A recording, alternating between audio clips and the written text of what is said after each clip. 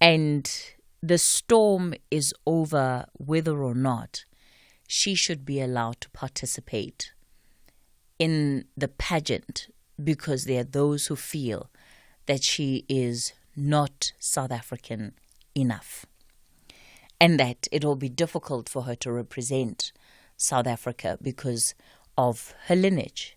She was born in South Africa, has lived in South Africa her whole life. But this is now the sentiment, or part of the sentiment that has been shared. Of course, there are lots of ironies we can pick up on a pageant like Miss South Africa. Close on 50 years ago, it was that very same pageant that excluded others from participating in it due to race, right? Only white women were allowed to participate in Miss South Africa at a particular point in time. That, of course, has changed, and it had to change. But to see then this re-emergence of exclusion on the very concept of who is South African in 2024 is quite interesting. And I'm sure there'll be lots of scholars who do their research and who write and unpack what it really means and what we should make of this moment. So those ironies excluded, right? And I guess the question is, when you look at it through that lens, are we moving forward? Are we moving backward? What does it say to us about our society today? But what I'm more interested in, for the sake of the conversation, is this idea of being South African. And I want to know from you this morning, what makes you South African? I don't want to know what excludes you from being South African, because I also know that there is a likelihood that many people will call in and say, if you are this and that, you are not South African. We've had the conversations about what makes people not South African, but I want to know, what makes somebody South African? What is the criteria for being South African? In your view, let's have an honest conversation. I'll take your calls, 086 000 2032. That's the number to dial. On the WhatsApp voice note line, 0614 104 107. Coming up on the show today, we've got, of course, the Citizens Corner, second hour of the show, and we're going to be tackling the issue of the high electricity prices. This is through the lens of various groupings of residents and other role players that have come together to actively fight it. We'll also have NERSA as part of the conversation. And then the final hour of the show, we focus on reading, and in particular reading for fun. And we look at some of the initiatives that are underway nationally to at least try and get a fiction or even a non-fiction book in households in this country. I mean, 63% of households do not have access to any fiction or non-fiction book. So it just shows you what the culture of reading is in our country. So we'll have that conversation in the final hour. SAFM has signed a code of conduct that is enforced by the Broadcasting Complaints Commission of South Africa. Under the code, we are committed to giving news that is accurate, comment that is fair, and programming that is not harmful, does not amount to hate speech, or contain violence or explicit sex. If you think we are not living up to that code, then you can inform the Broadcasting Complaints Commission of South Africa. Direct any complaints in writing to the Broadcasting Complaints Commission of South Africa. PO Box 142365. Craig Hall 2024. Fax to 011-326-3198 or an email to bccsa@nabsa.co.za. For more information, please visit www.bccsa.co.za.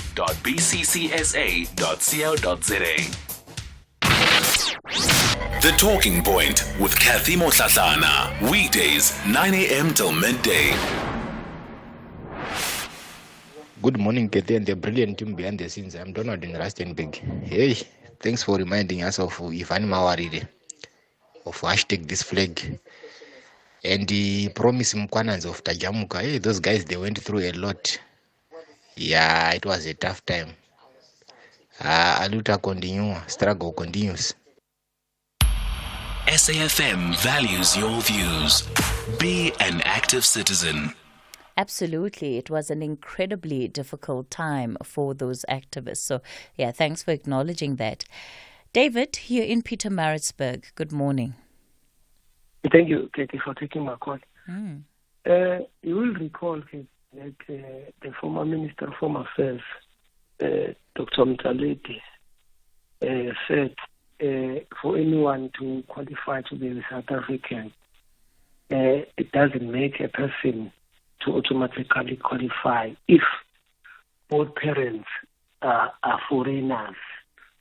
Because I've been following this story, and apparently the mother is a Mozambican and the father is a Nigerian. So, but there's an issue of naturalization. I think it's naturalization, something like that. But here again, you know, Cathy, that there are investigations that are going on of some foreigners obtaining or acquiring citizenship or naturalization through fraudulent ways. And they also have officials, Home Affairs officials, who are arrested, and some are serving sentences as we speak. So as I've been following this matter, other people have suggested that let's also check as to, between the two parents, the one that has been naturalized, whether he or she received it or acquired it through proper ways or proper channels. You know? David? Yes. So, in your view then, what makes you South African is if you fulfill the technical, legal criteria of being South African? Anyone who adds value, who comes here to add value in our country, qualifies to be a South African. But that person has a passion for our country's development, is also patriotic about our country. But here, Cathy, for me, where I'm seated, most of the foreigners that are here in the country have not convinced me about that, because to me, it seems as if they are here to destroy this country. Yeah, There's a lot of things that how do you determine adding value? How do you determine adding value? I think the requirement in terms of who qualifies to be given or be granted the permanent residence or the of our country, it's listed there. It must be a person maybe who's producing his qualifications or whatever to say, I'm coming here to work as a doctor or whichever field that he or she is coming to provide the services to better our country or to develop our country further. But here, another thing that I wanted to raise, Cathy, there is this response that you normally provide whenever South Africans raise concerns about the conduct of some of these foreigners. You normally say, when they specifically on issues of crime, you normally say, but South Africans, they also commit crime. To me, it sounds like you're saying, you don't have a choice but embrace them, because we also have our criminals in South Africa. So to me, it doesn't sound. Yeah, but David, you see, the thing is, when you make a reference like that, and you take it out of its context, then of course it won't make sense. But the point that some people like to make is to create a perception that crime in this country is committed by those who are non-nationals. But that's not true, because there has been crime in this country all along. Yes, we have increasing crime levels, but the reasons for that have to be clearly understood. And so we can't just take what seems like the easy answer to a solution, to a problem, because then we won't come up with the right solutions. Because if we're to follow that thinking to its logical conclusion, it suggests that if there were only South Africans left in South Africa tomorrow, there would be no crime. which is not true. Yeah, but Cathy, as immigrants, the Muslim, we're expecting them to do more and add a value in our country, and not to do most of the things that some of them are doing. And as a visitor, there's a way that you're supposed to behave as a visitor. David, Yes. I want to go back to my original question and just answer it as clearly as you can for me. I've heard all of the other things that you've brought into the conversation, but what makes you South African? Cathy, I think everything is applied in No. the Constitution as well as No, David. in the Constitution. What makes one to become a South African? No, I'm asking you what makes No, I you must say, South you caught me off African? guard. You caught me off guard. I must say, you caught me off guard with that question. You caught me off guard with that question. I can't give a straight answer. So you don't have an answer for what makes you I South can't African? give it. I'm declaring. You caught me off guard Okay. with that question. I can't Okay. give you a straight answer. All right, fair enough, David.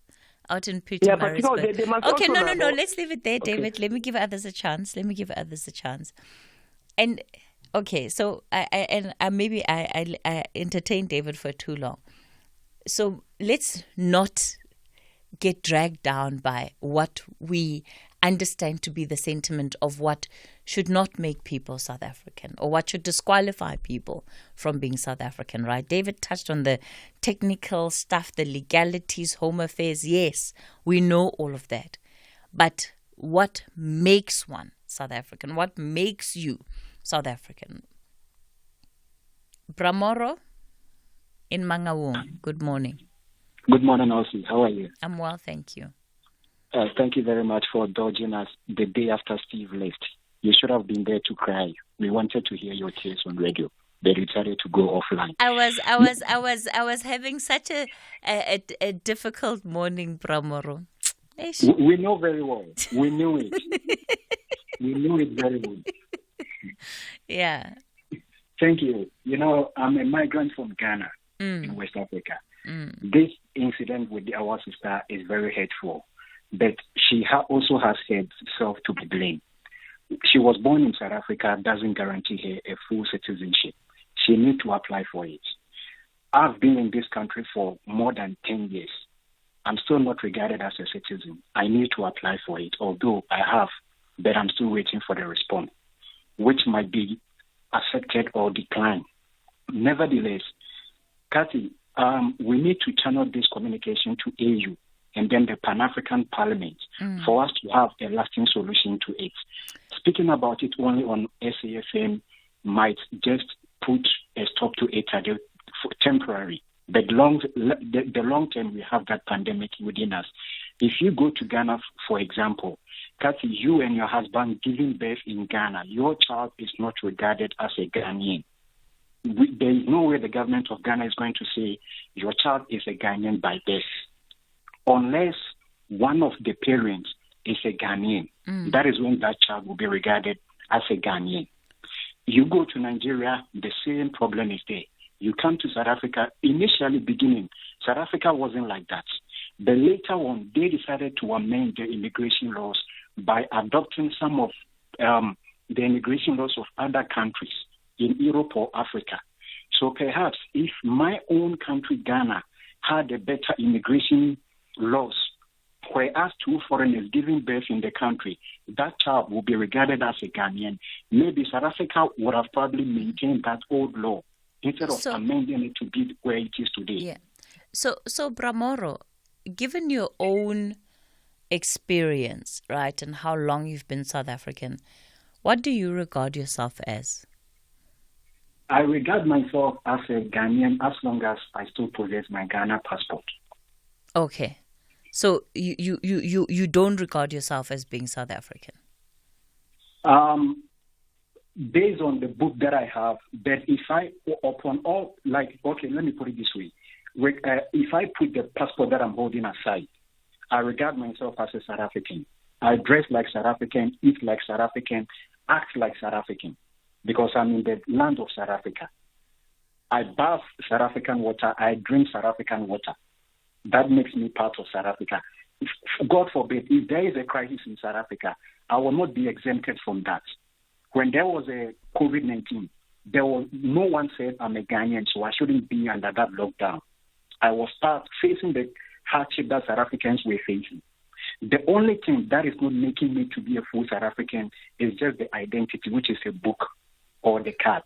Okay. Bramoro out in Mangaung. Thanks for sharing that with us, Bramoro. What makes one South African? What makes you South African? It's part of the question I'm asking this morning. Of course, you're more than welcome to raise any other issues on the agenda. I see some of you on the line already to do that. Cathy, good morning. I'm Tagata in Cape Town.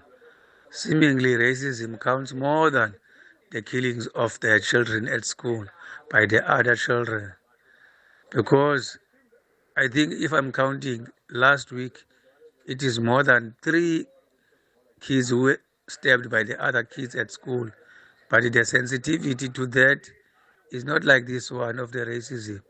And there is no even an age that we were told how old are those prefects at that Pretoria High and those one of Pinelands in Cape Town. To me, as a black person, I think we must not affect the concentration of our kids. We must allow them to study without being affected by our also bitterness, we as parents, because I don't think we're going to take them further if we are going to tell them about this racism. We need to tell them they must concentrate. Morning, Cathy and the SAFM listeners. What I think makes me South African is that the connection I have with this land, the connection that I have with these people. I think that's what makes me South African. Mata Momorano, Leboago.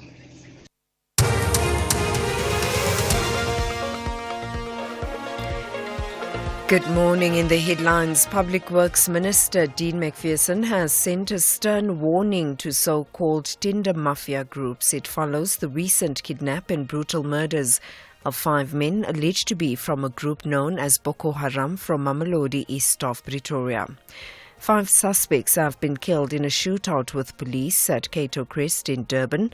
KwaZulu-Natal police confirmed the suspects have been wanted for a string of murder and business robbery cases.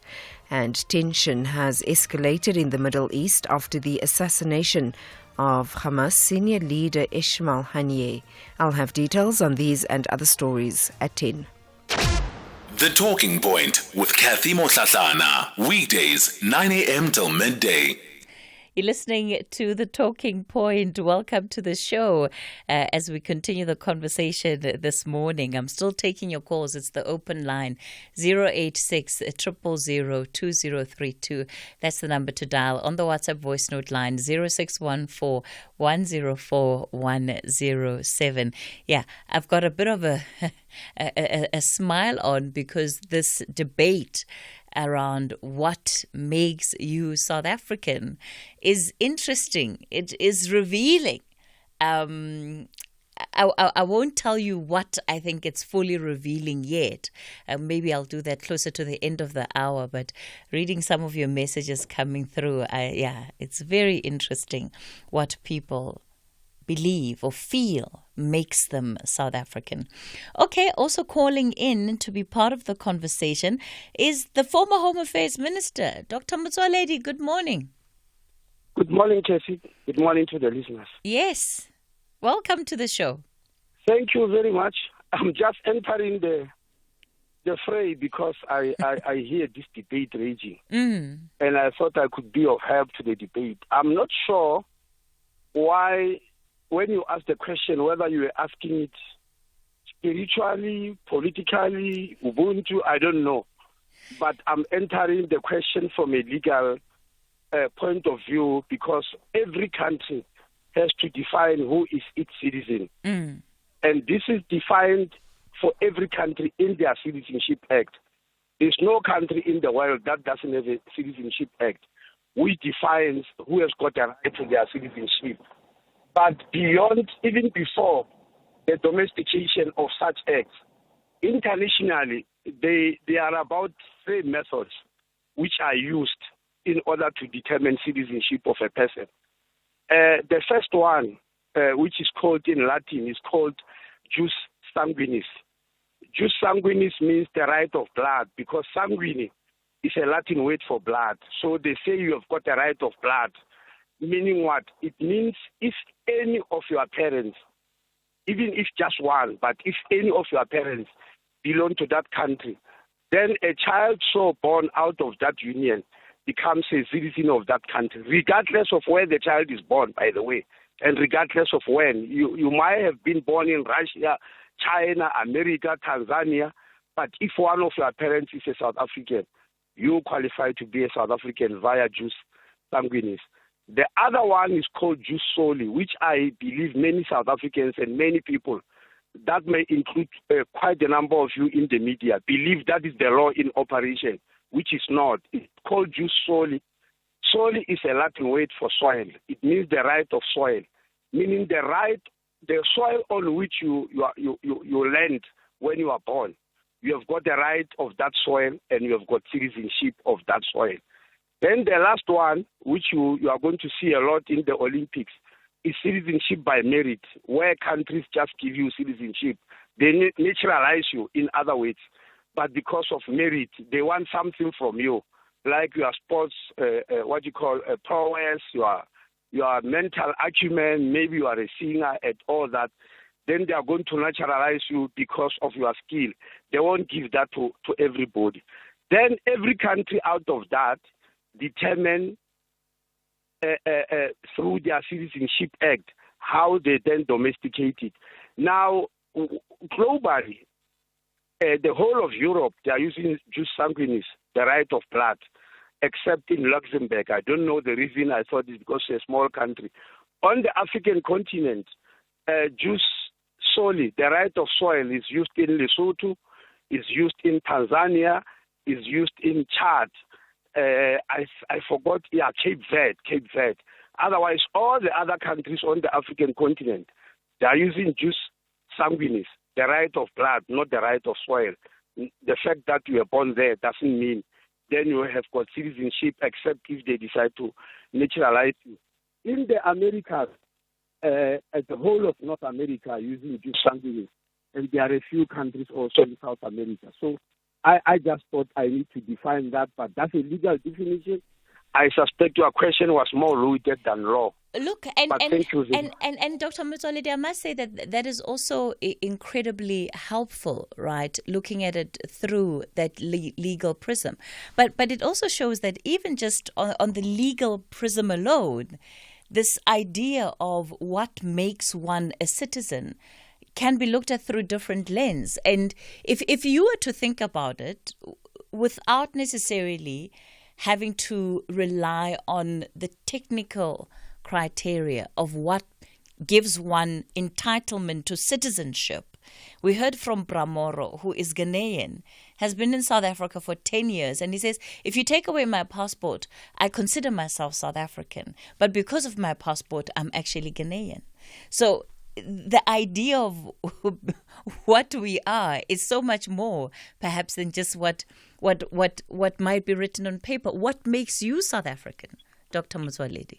Well, Cathy, I explained when I started that I don't know how you're asking the question, but I'm entering from the legal perspective. Yes, I said so. Yes. Now, the reason that every country defines that legal perspective is because your answer can have your question can have a million answers. It's so wide that a million answers can be given about what makes me a South African. And that's why the easiest way is to define it in terms of the law and international conventions, which I've already explained. And some people will say I'm becoming a South African because I owe my allegiance to this country. I'm patriotic.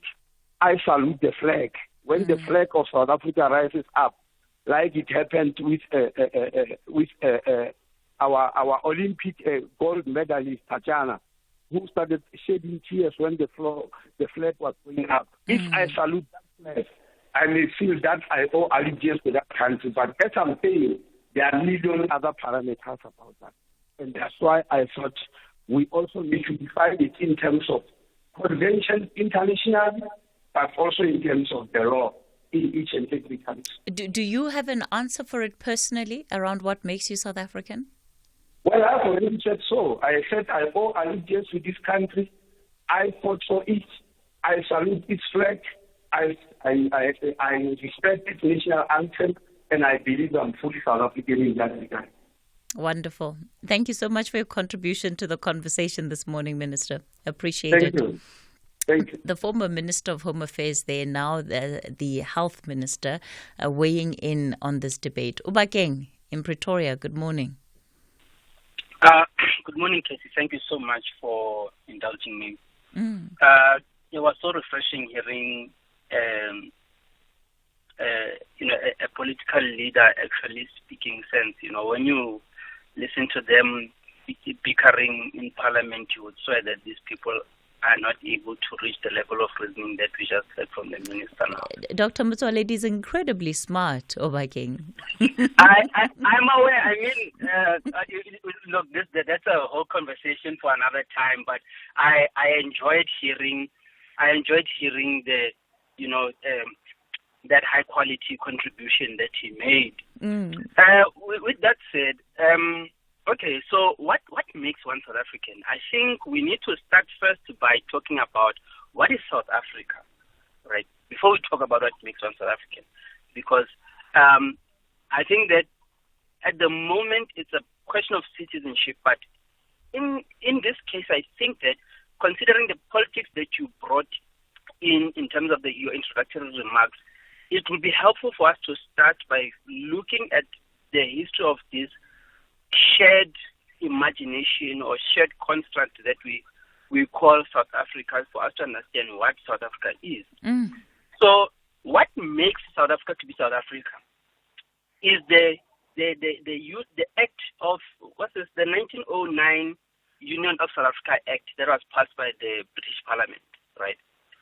4 colonies went to war, and on the basis of that war, am I still with you, Cathy? Yes, I'm listening again. Oh, all right, thank you.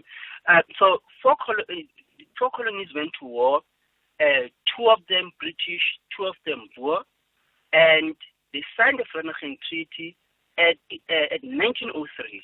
And that treaty is what then leads to this act that then creates this thing that we call South Africa.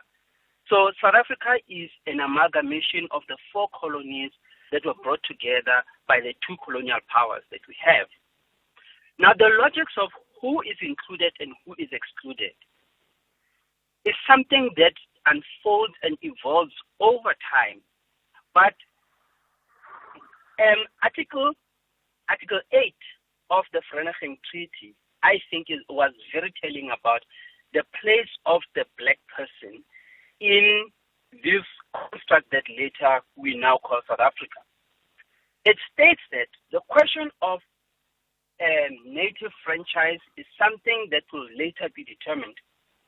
And if you follow the history of this construct that we now call South Africa, one of the constitutive parts of it is the Cape Colony. And in the Cape Colony, black people had qualified franchise.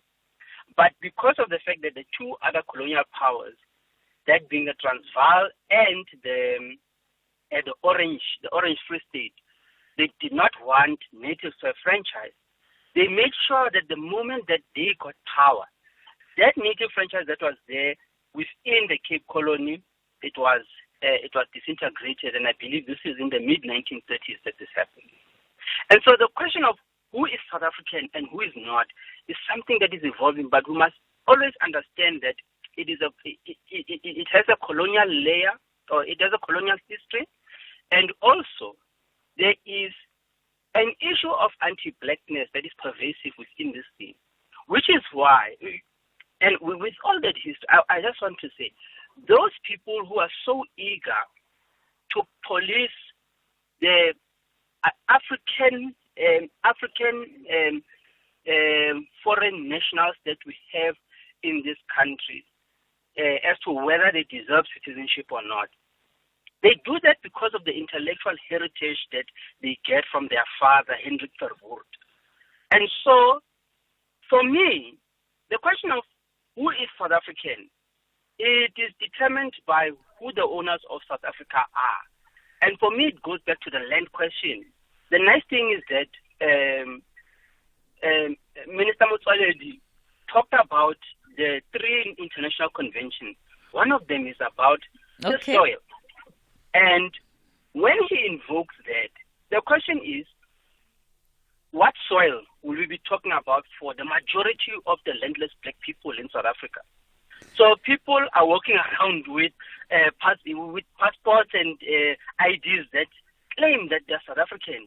And yet, we know that in practice, so there's the de jure answer that you got from the minister, but the de facto answer is that majority of black people that are in this country who hold the green, either the green book or the smart card, de facto they are not South African because they don't have the right to use the soil. So what I'm saying is that can I just finish this point? What makes one South African is those who established this order that we have, which is the primary beneficiaries of the colonial order.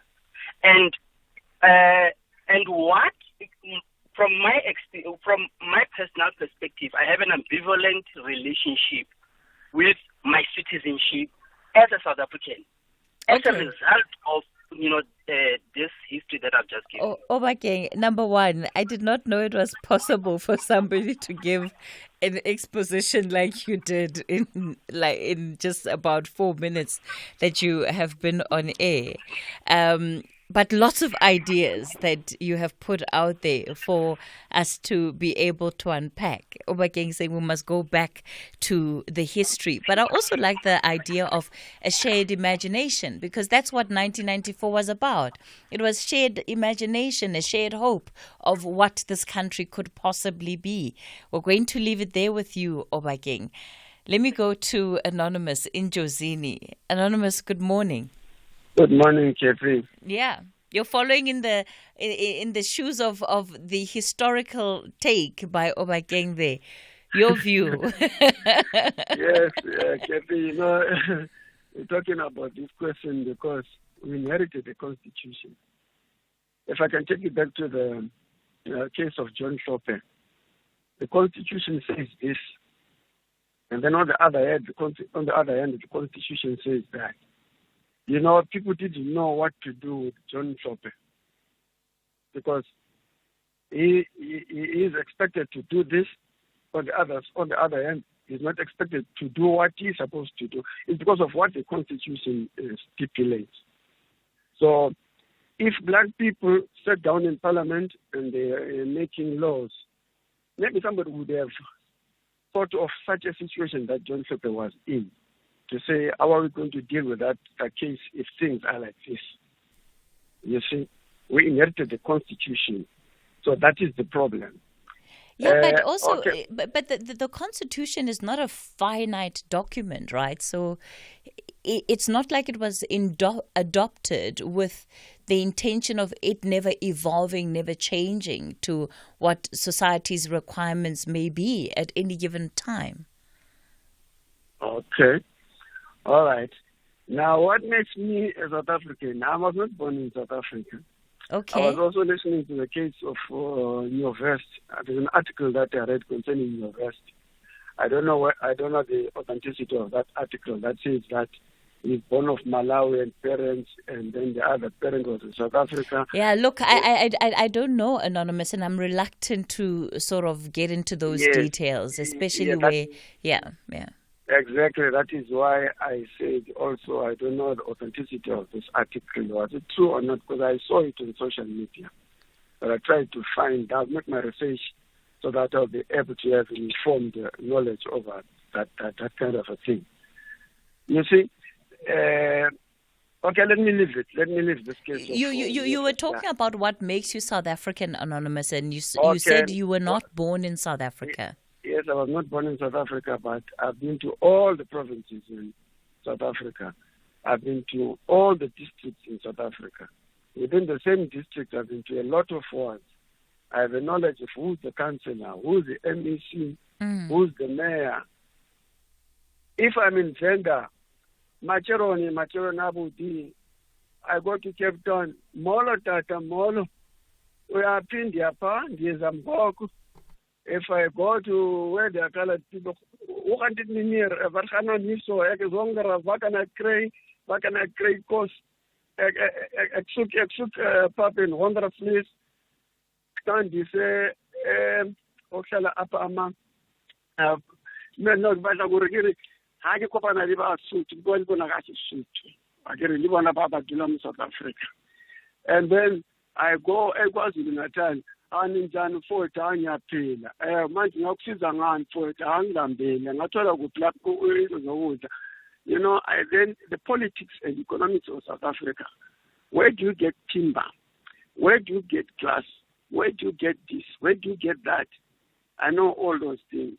So if someone who was born in South Africa is questioned about South Africa, you may not answer those questions, and then I can answer them. So much so that the one who's asking us is going to say, I am a South African. This is one who's not a South African because he hasn't got a deeper knowledge of the geography of South Africa, its economics, its politics. So what I would say is that I'm South African because I'm living in South Africa. Mandela said South Africa is for all those who live in it. Sure. Anonymous. What a call. Anonymous out in Njozini. We're going to have to take a quick break. I'm back with more of your calls after this. Chomi, I just hope I get auto-assess this year so I can just accept.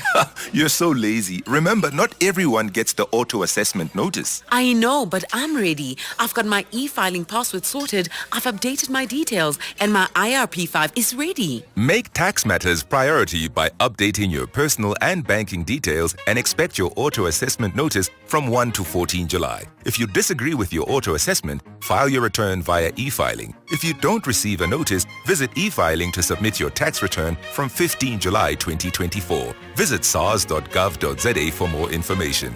Your tax matters. SARS, at your service. What is Ushuni, you say? Ushuni has a musical gift and can transform a song. Ushuni can fuse folk music with a popular urban beat or tune. Ushuni can take us on a beautiful musical journey. Ushuni way to Gelo. Join us in unearthing South Africa's next folk music star. 40 talented contestants from around South Africa competing for the ultimate grand prize of 500,000 Rand cash and a recording deal. Angeke basikhone with Ushuni Womhlaba, starting 7 July, Sundays at 6 p.m. only on SABC1.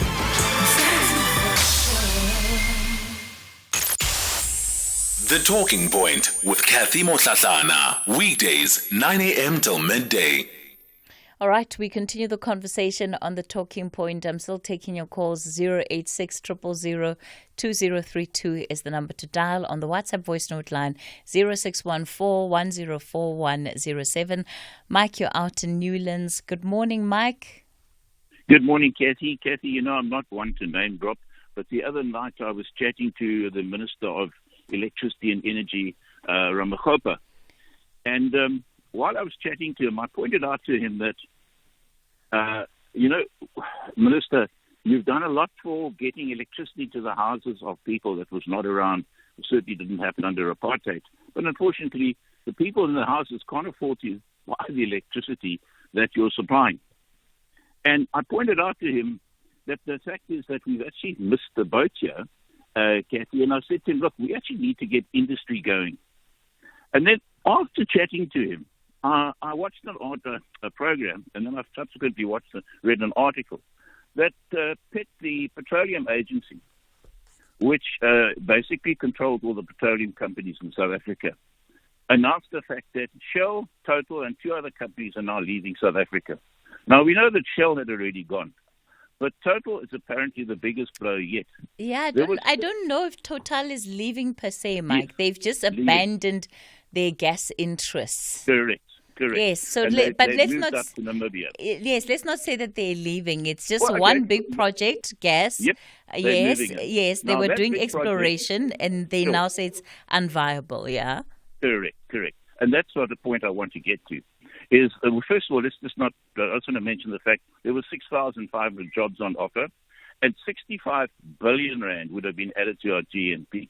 Now, I'm not one that says land is the answer to our problems. I don't believe it is. That is a complete nonsense. What is the answer to our problems in our country is unemployment. But now Total and 2 other companies have gone, but here's the kicker.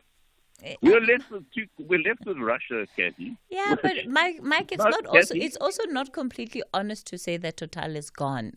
I'm not saying they've gone. I've withdrawn that, Cathy. I don't want you to take away my point. Total is still here, but the project is gone. The project is not here. So we had 6,500 jobs on offer. They have gone. The 65 billion to our GDP is gone.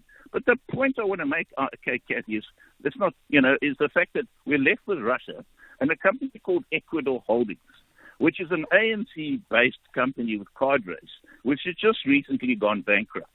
And the spokesman for Total said the following. They clearly, South African government cannot be serious in this exploration if they are now going to deal with Russia and Ecuador Holdings. And here's the thing that really burns me, is the fact that the corruption was the one thing that crept into the article. And I was listening to the minister just now, but you know what? We all know, when NHI comes up, and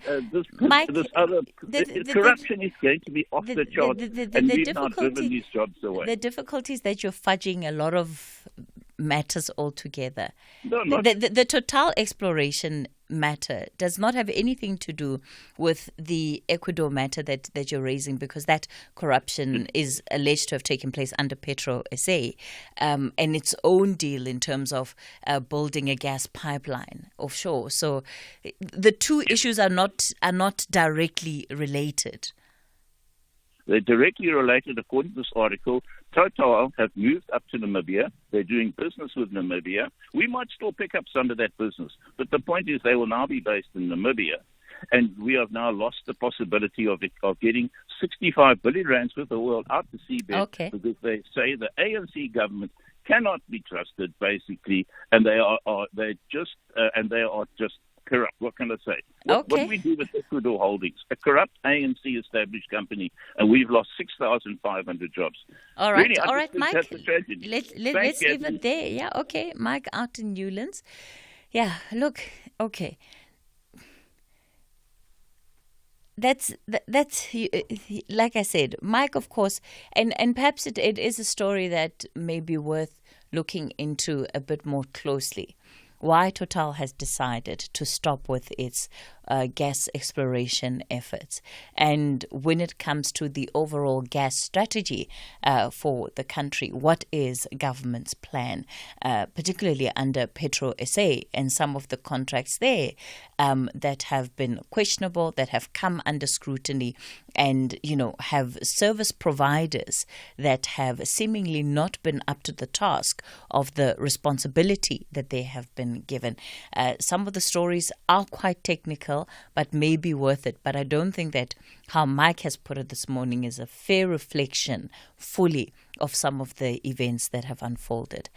Gogo Fikile, you're calling us from Coronation. Good morning. Yeah, good morning, Cathy. Good morning, Gogo. I used to criticize people who commit suicide, but I'm not going to commit suicide. But I used to criticize them.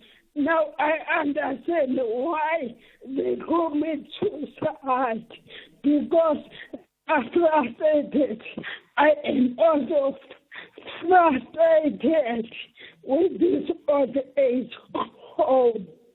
I want people to take it out of this home and put it next to my children. My children are Okay, Gogo Fikile. I can hear that you're very upset. I'm going to ask you just to try and calm down so that you're able to tell me what is happening. No, I'm calm. It's other. I want person to listen to me, not just come and listen to the management and come to me and tell me what not done. I want a person to listen to me. Gogo Fikile, I'm listening to you, and you're saying that you also want management to listen to you. Which management? Not management. Okay. I want. What does it mean? Could you talk about what? I don't know their name, but their name starts with freedom. The organization who takes care of the whistleblower, because nobody listens to me. Okay, Gogo Fikile. So what is happening at the old age home? You say that nobody's listening to you. What is happening that you want to speak about? Yeah, first of all, I've been discriminated. There's a lot of discrimination against me. I don't know about other people. And there's a lot of abuse against me. And my window is always open at night because I sleep with the bed with damage. This person is clean, see. Okay. Okay, Gogo. So She does anything to me, and now I'm frustrated. I'm frustrated because they beg me to. I can't sleep. I'm a lifestyle. Okay. I can't sleep. Gogo. Okay, Gogo. What's the name of the old age home that you're in? Frederick Home. What is it called? SAfmTalkingPoint. Frederick Home. Okay. All right. Here's what I'm going to do. I'm going to have to put you through to Lebo Gogo so that you can give him the name of the old age home that you are in. And I will give you a call after the show so that I can listen clearly and hear exactly what the issue is, okay? Okay. Okay, all right. I'm so sorry that you're frustrated and you're so upset, but try and calm down, okay? Okay. All right. Okay, Gogo Fikile out in Coronation. We'll have to follow up on that to find out what exactly is the issue at the old age home where she's currently staying. But you heard that she's frustrated. She started off by saying she understands why people take their own lives. She's facing abuse and discrimination in this home. At least that's what I was able to make out. All right, it's time for the latest news update.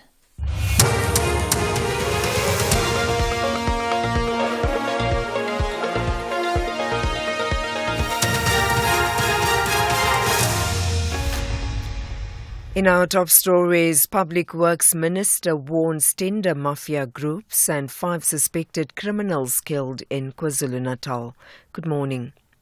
Public Works Minister Dean McPherson has sent a stern warning to so-called tender mafia groups.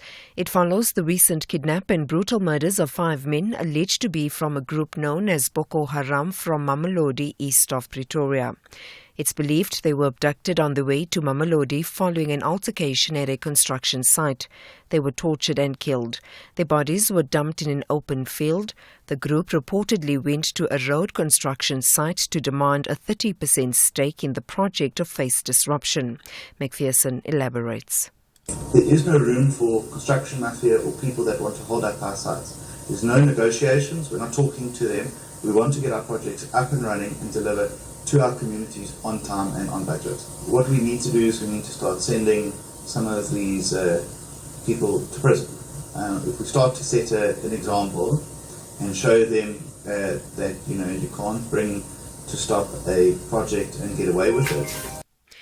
5 suspects have been killed in a shootout with police at Cato Crest in Durban. KwaZulu-Natal police confirmed the suspects have been wanted for a string of murder and business robbery cases. Police spokesperson Robert Nechihunda says the group was cornered at a rental flat by police last night when a shootout ensued. The suspects opened fire towards the law enforcement officers through the windows. A shootout ensued, and after the ceasefire, 5 suspects were found to have sustained fatal gunshot wounds. An AK-47 assault rifle, 3 handguns and drugs were found in the possession of the suspects. The suspects had been positively linked with 4 counts of murder, 13 cases of business robbery, and another case of carjacking which were committed in the vicinity of Ketomena and Durban Central. A suspected Brazilian drug mule has been arrested by police at the OR Tambo International Airport. Police identified cocaine worth 1 million rand wrapped in plastic and strapped to his body. SAPA spokesperson Athlenda Mate says the suspected drug mule is expected to appear before the Kempton Park Magistrates Court this week on a charge of drug trafficking. She says the arrest has been welcomed by the National Commission of the South African Police. The National Commission of the SAPS, General Fani Masemola, has warned those involved in transnational organized crime that South Africa is no playground for the syndicates who are involved in the trafficking of drugs. Our members throughout the country remain vigilant and ready to intercept these drug traffickers. It's been a progressive 2 weeks for SAPS insofar as intercepting large quantities of drugs. Just last week, 252 million worth of cocaine was seized in the Western Cape. A Russian national was among those arrested. A drug lab with 2 billion was shut down in Limpopo, and 2 Mexican nationals were also arrested in that particular case. So we are hard at work and we are leaving nothing to chance. Residents of Mpumalanga say they expect the Premier Mandla Ndlovu to delve into how his administration will tackle some of the key issues affecting the province. The Premier will officially open the provincial legislature for the 7th administration today. The issue of unemployment is one of the issues raised by most of the residents. Some of the residents detail their expectations. I want to address about the cleanliness of the province and even about the jobs. If you can check, there is a lot of youth bangene kakhulu kunyawupe drugs. Others, they are graduates, but they don't have jobs. So I think that it's the issue that they need to address. One thing that I would love our Premier to talk about or to touch is how can he be able to bring back those activities that we used to have back then back at home, at our township. Because right now our youth is so bored in a way that they end up engaging themselves in a lot of bad things. And finally, tension has escalated in the Middle East after the assassination of Hamas senior leader Ismail Haniyeh. His assassination came after the Israeli Defense Force launched attacks in Lebanon and Iran. Sophie Mukwena reports. Ismail Haniyeh was in Tehran to attend the inauguration of the president of Iran. The Iran Revolutionary Guard says Haniyeh was killed at his residence with his bodyguard.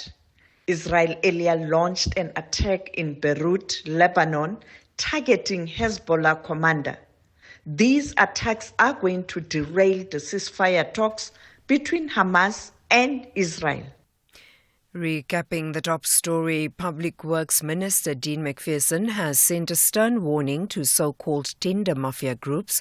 It follows the recent kidnap and brutal murders of 5 men alleged to be from a group known as Boko Haram from Mamelodi, east of Pretoria.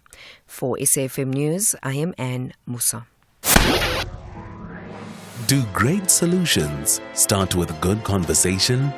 SAFM, leading the conversations that move us. Attention ladies, join us on Saturday, August 17th, 2024 for the Star Choices Yours Women's Day event at Altitude Fourways, a day dedicated to empowerment, inspiration and transformation.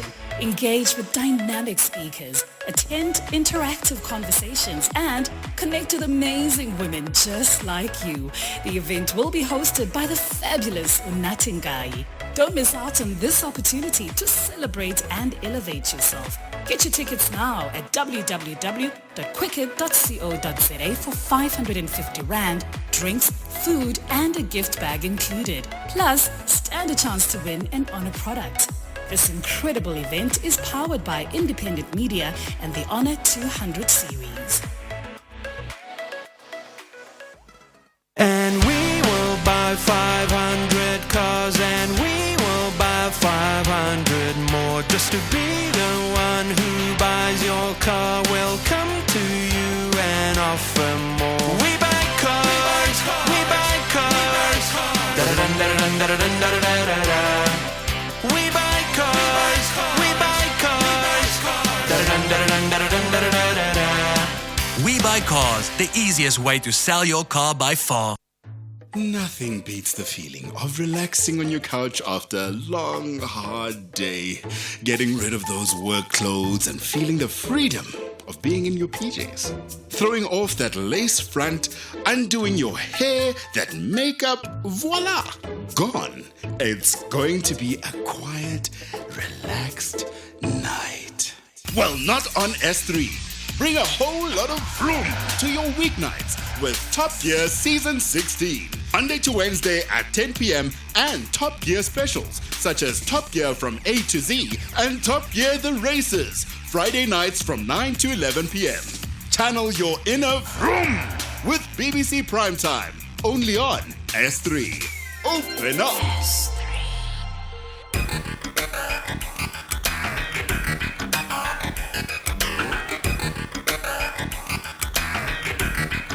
The Talking Point with Cathy Mohlahlana. Weekdays, 9 a.m. till midday.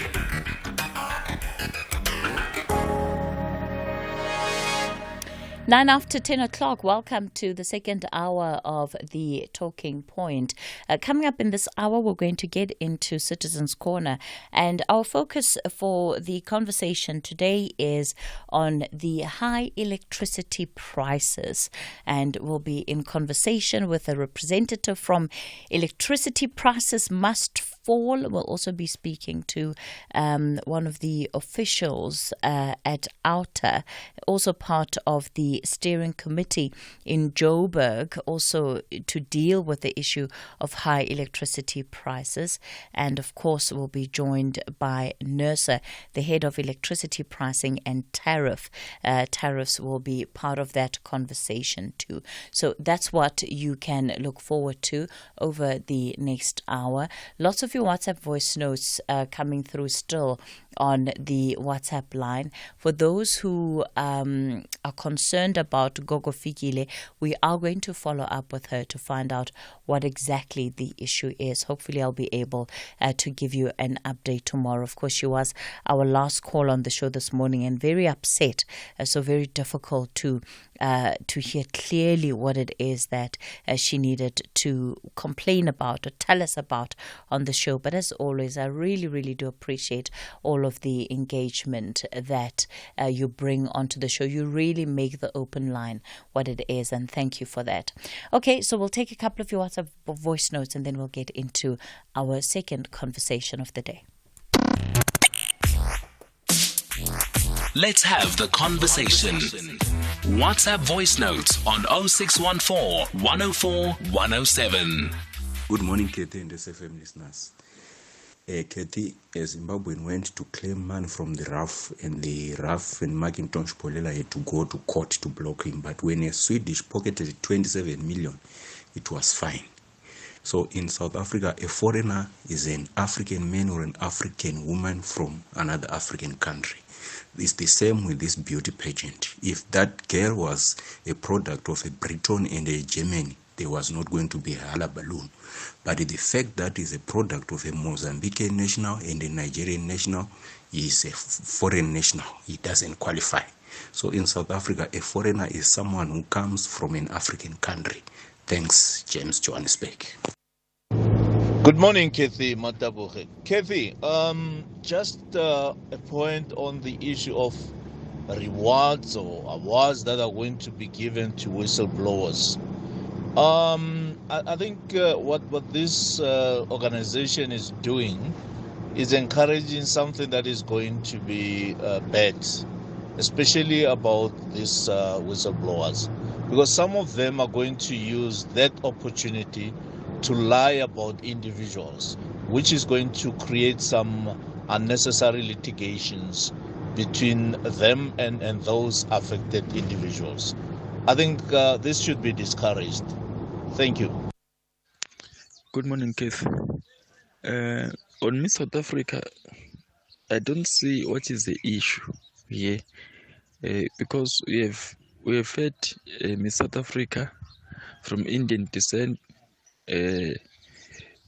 Europeans. I don't see what is the problem now. By Indian, I mean Asian, Europeans, meaning white people. What is wrong with an African being in South Africa? I don't get it. Thank you. Good morning, Sis Cathy. Emmanuel Mtolo in Durban. I think my language makes me South African. My birth makes me also a South African. The origin of my parent, my forefathers, that's what actually makes me a South African. My culture makes me a South African. Thank you so much.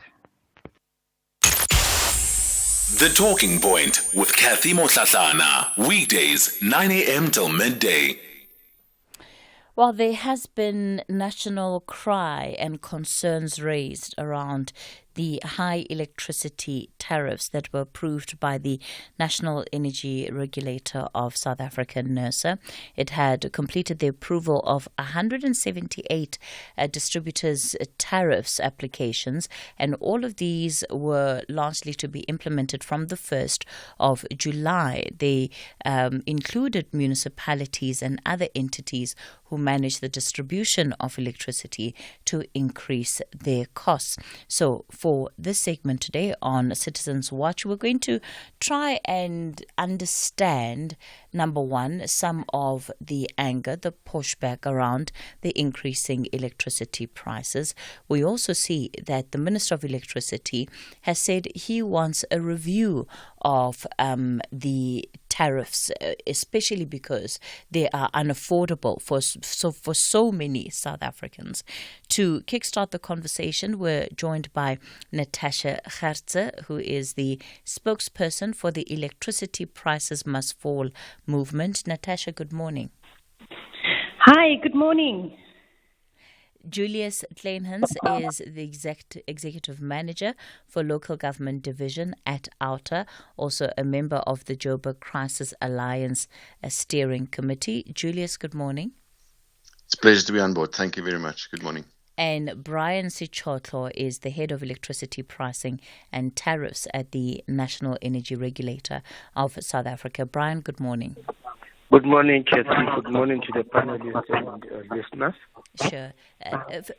Natasha, let me begin with you as you represent really what is an organization of members of a community that have come together to raise their concerns around the increasing cost of electricity.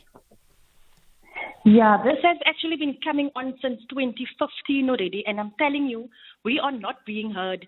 It started off with the home value that they attached to the electricity tariffs, which is really wrong, and the people cannot afford it. Because currently, you only are making an example of 50 Rand. For a 50 Rand, you only receive 12 units. Once you put on your geyser, already 10 is gone. You can't even use your stove.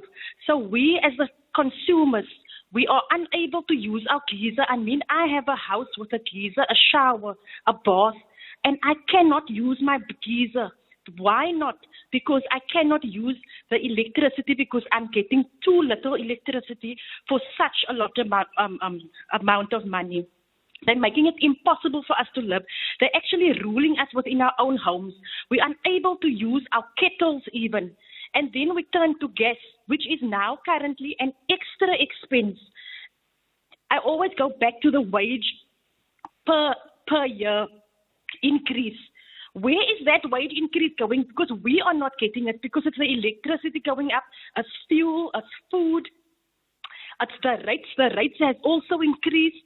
Currently, most of us, the hard-working people that is subsidizing the poor and the non-workers, we are not even receiving a free drop of water, but we are the ones subsidizing.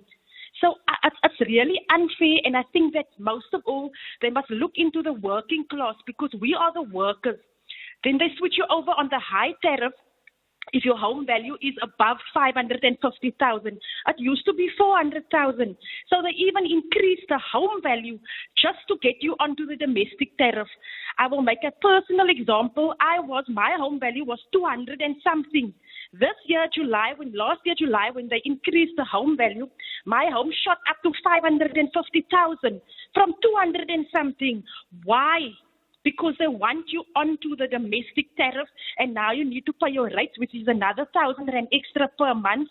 And I've been on the lifeline tariff for all this time because I monitor my units. But when they increased my home value, I got switched over immediately to the highest tariff, which is now 3.91 rand per unit. We cannot cope. What about the poor people?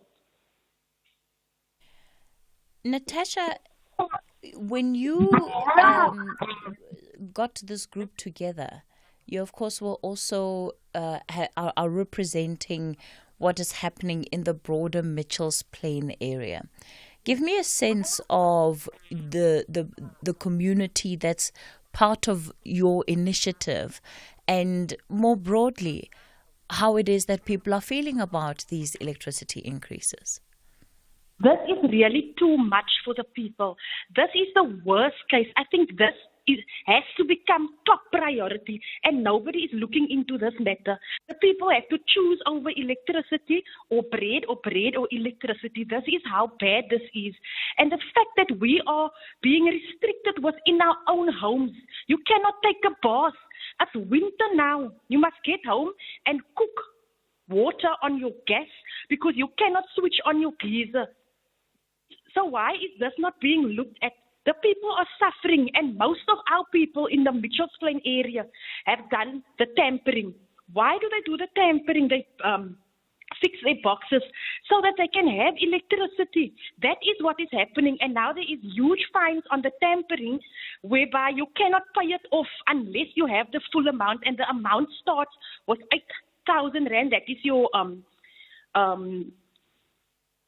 the fine that you first get, and afterwards they bill you for electricity not used, and then it's about 30,000 and whatever. They just tell the people you cannot pay it off, and then they take from your electricity, which they call piggybacking, which makes it even worse, because now they're taking from the little electricity, they still deducting half of that electricity. So how are these people able? They cannot cope.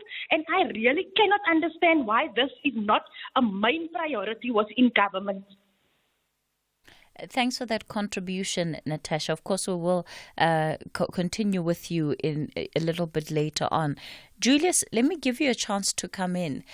One certainly gets the sense that the issue of electricity is one that is bubbling under, that more and more communities are beginning to stand up. We're seeing more and more protests taking place by residents who are saying they actually they can't do it.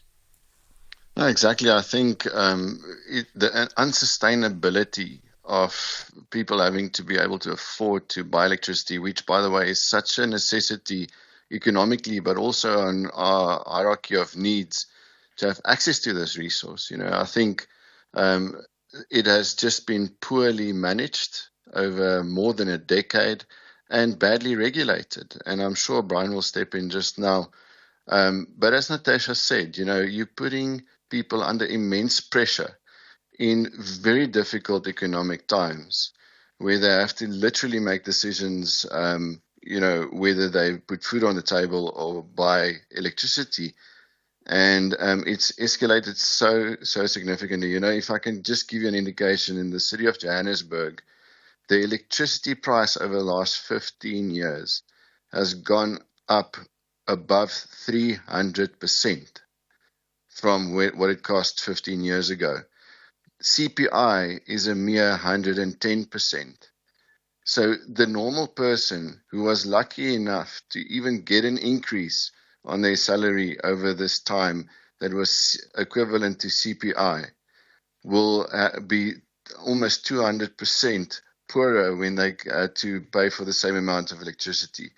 And I think that is really a reflection of the economic times. And the pressure that these people are put under is really difficult. As you've seen, that results into somewhat illegal behavior, the desperation of protest action and all these kind of things. And I need to emphasize that the inefficiencies from the state needs to really be highlighted in this, because electricity should not cost us this much. If the state was managing its electricity better and was more effective in the cost management of supplying the service, I think we would have been in a much different position right now. Julius, as you're speaking, you're reminding me of some of the tariff increases that Eskom had applied for, probably around, we're looking here, 2016, 2017, where NERSA had approved over a 3-year period, quite significant increases. And part of the reason why those were granted at the time, and Brian will come in and perhaps correct where I may have gotten things wrong, Eskom had successfully made the argument that they had sold electricity too cheaply for a long time in this country, and that, they were now unable to keep up with the costs, and so they almost had to be working backwards to make up for the shortfalls, the historic shortfalls that had been created, but also to keep up then with infrastructure and current demand. Is that not a reasonable argument, in your view, for why the production of electricity is so high? Look, I don't think anyone likes to take the blame. So it's easy to justify any bad circumstance and to justify these increases. I think in South Africa, we've been poor in innovation. And if you just reflect back on those increases, that's also just after exorbitant amounts of money was plowed into new power stations and electrification projects that was budgeted much lower than what they at the end cost us.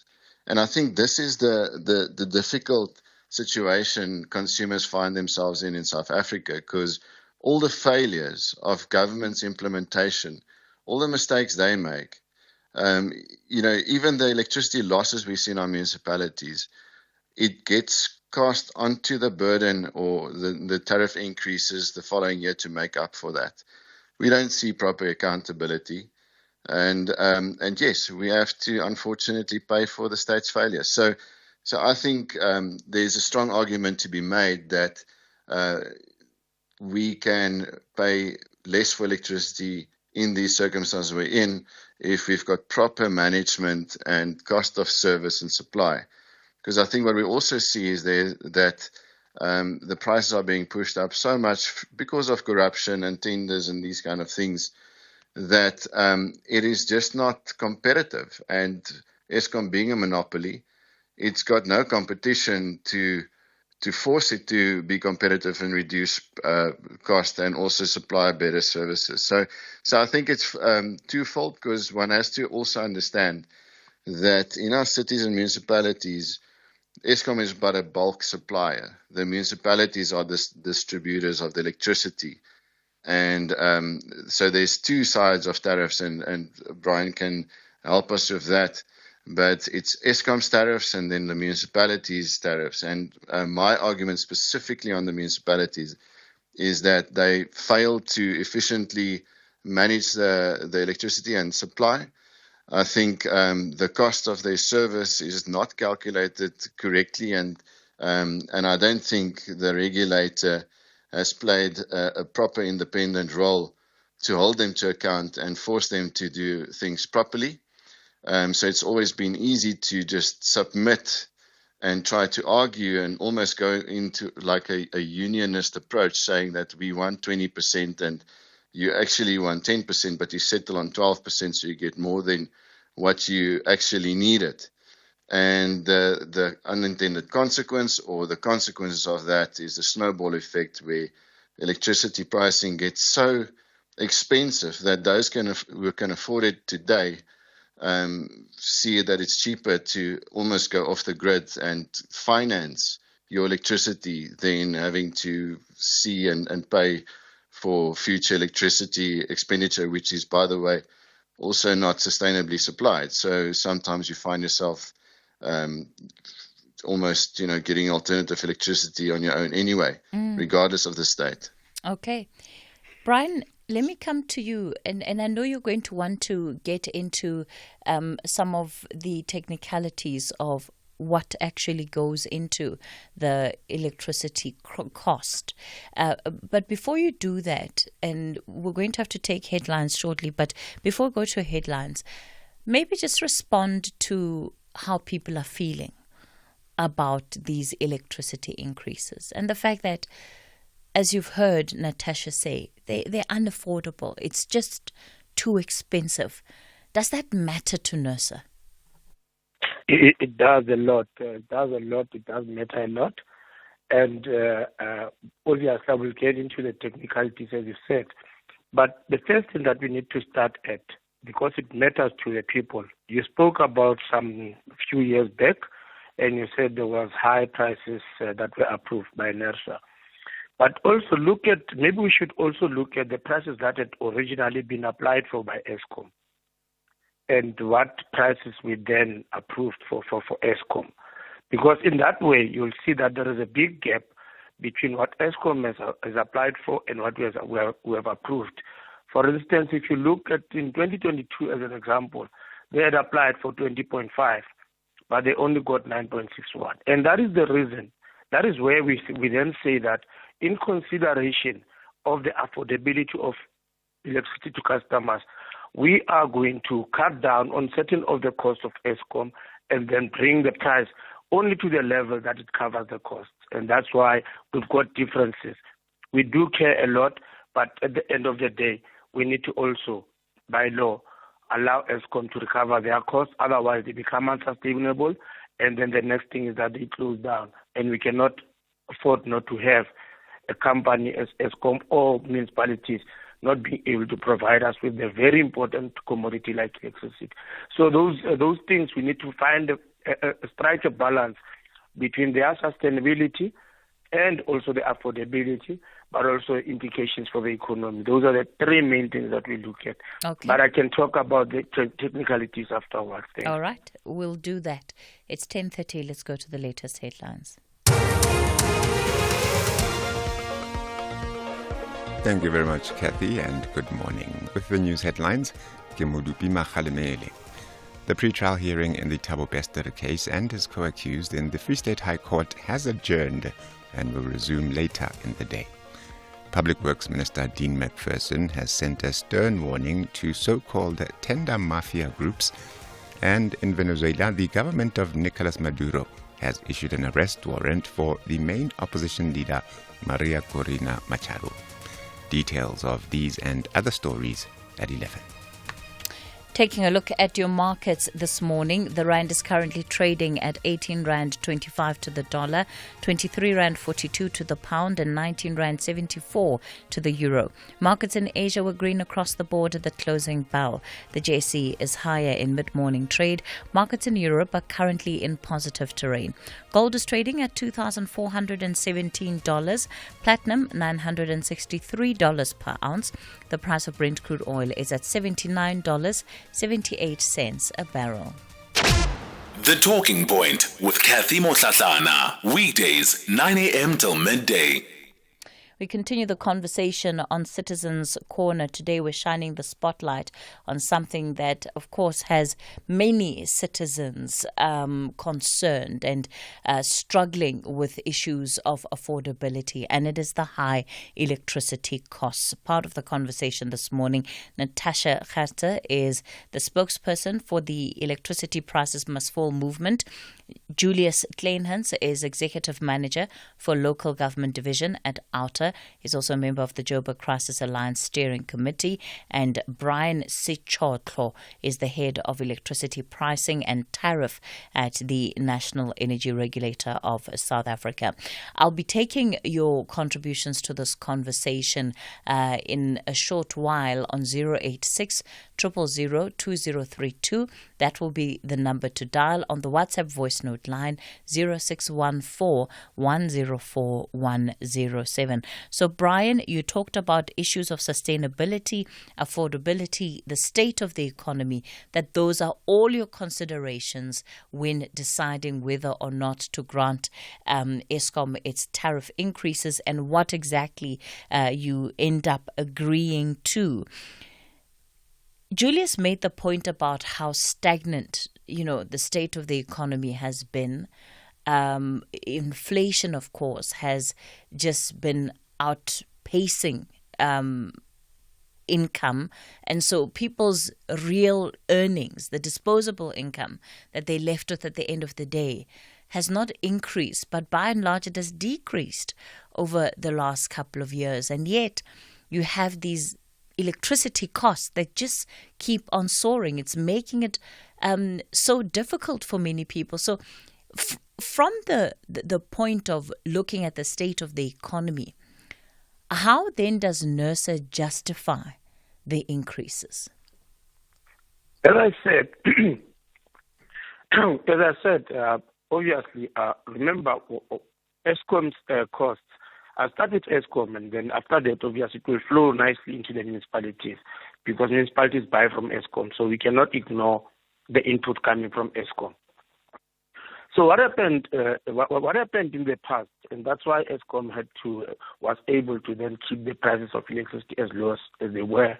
What happened in the past is that Eskom had sufficient long-term contracts to buy coal for all their needs. And what happened is that some of these coal power stations have actually gone so old that they are not as efficient as they used to be. And the other part is that part of the coal that Eskom is now buying is no more based on the long-term contracts. Some of it is also, and it's growing, it's also based on coal spot prices, which are more expensive than the long-term prices and are not fixed.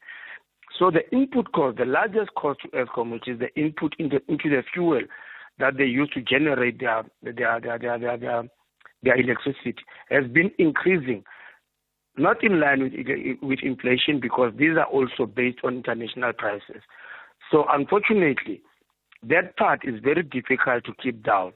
The parts that we have always kept down within NERSA is those things that, for instance, salary increases, the operating costs. We have made sure that they get sufficient money for maintenance. And the other part that we have done, because Eskom or any supplier is allowed to earn a return according to the law, and also it's a business model that we cannot ignore. Every supplier needs to earn a return. The return that has been calculated in the past has been at around 8 to 10%. But the return that we have allowed to Eskom has been sometimes as low as 2% to 4%, just to maintain or to minimize the impact on the economy and the impact on the customers. So we have actually, for those parts that are within our control and those that we cannot do anything about coming from international prices, we have actually been, our hands have been tied. But for those that we could actually do something, we have actually tightened the screws on Eskom. And that is why you'll find that there is a large gap between what Eskom originally applies for and what we then approve. And this, obviously, whatever has been approved to Eskom will become input costs to the municipalities. And those input costs will determine what the price for municipalities will be. Of course, the other question around Eskom and what it realistically needs to keep its operations going is one of that can also be quite subjective because of the high levels of corruption that are taking place at Eskom that are driving its input costs, even though they're not getting out of the system what they should be. Remember, when you receive an application from Eskom, we receive an application with Eskom coming and saying these are the costs that we will be incurring over the next 3 to 5 years. But then what we then do, before we even go to any other components, we look at those costs and say, how efficient are those costs? How prudent are those costs? And as far as we believe that those costs are not prudent or are not efficient, then we do not allow those costs to be recovered from customers. Then we say to Eskom, tough luck, you then have to find a way of funding those, say it, inefficient or imprudent costs. But the only costs that, in our view, we believe are efficient and prudent are the ones that we allow. So effectively you're saying that you believe that the current cost of electricity is as cheap as it can be, or is as low as it can be? It is as low or as cheap as we as NERSA can keep it at that level. So you don't think there's opportunity for it to be lower? Remember, there's also the other part that has happened over the years. We have also, the government has also come in to assist, and that has also assisted in keeping the prices lower. But as far as we can, because the law, and I think we need to stress this point, the law says that the regulator must allow an efficient operator to recover its full cost of supply and a reasonable return or margin. So we've looked at the cost of supply and we said, are they efficient? If we believe they're not efficient, then we don't allow them. But then we looked at the return. We said, you know what? Let us keep the return as low as possible so that it doesn't affect the customers too negatively. And that is mostly what we could do. Beyond that, it becomes very difficult to do any other thing. Natasha? Yeah. My thing is that the consumer is the one suffering and nobody is looking into that. So why not get your revenue somewhere else? Because this water and electricity is supposed to be a necessity. It's supposed to be a basic need, but it's been taken away from us. We have to make sacrifices, and it's serious sacrifices that we need to make in order to survive and to be able to cope with this little electricity. We have to switch off our geysers. We cannot use our kettles. We must pay extra for gas. We must bath. A whole family must bath into one bath.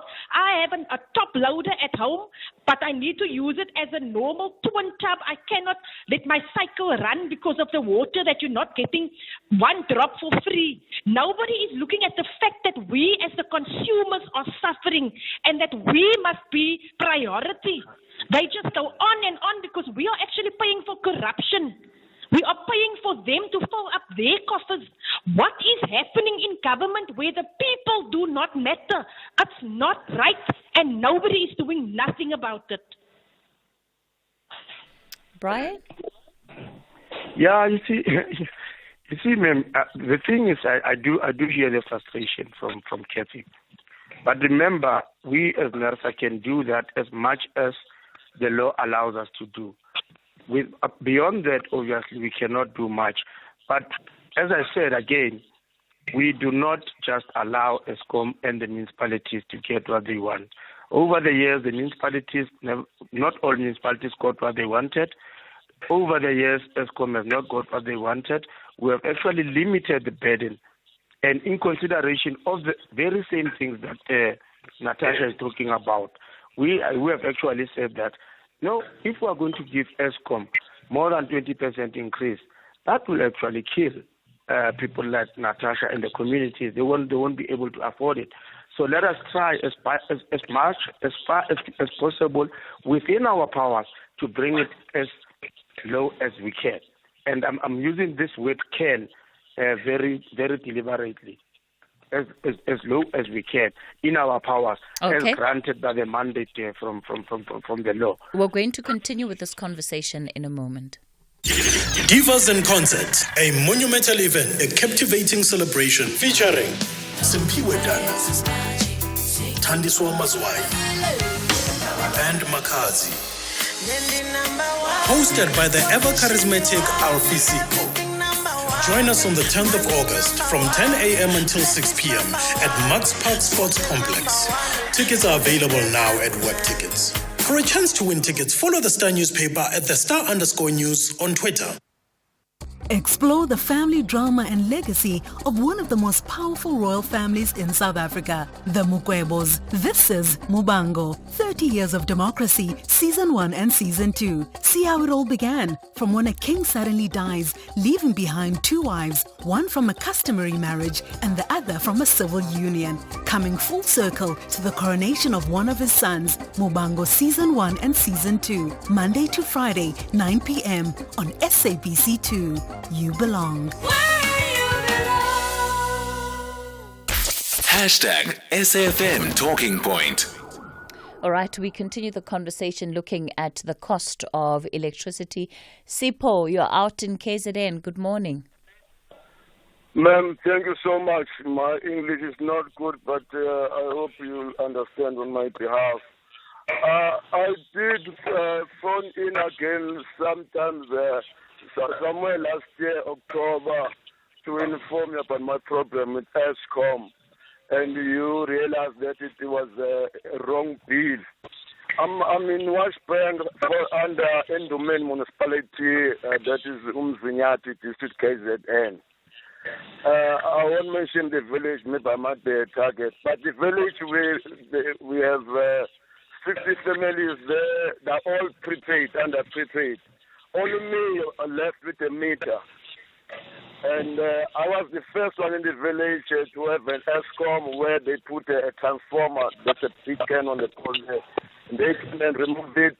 And that's where the whole of the problem started. But to be brief, on the 18th June this year, I went to the office of the consumer protector.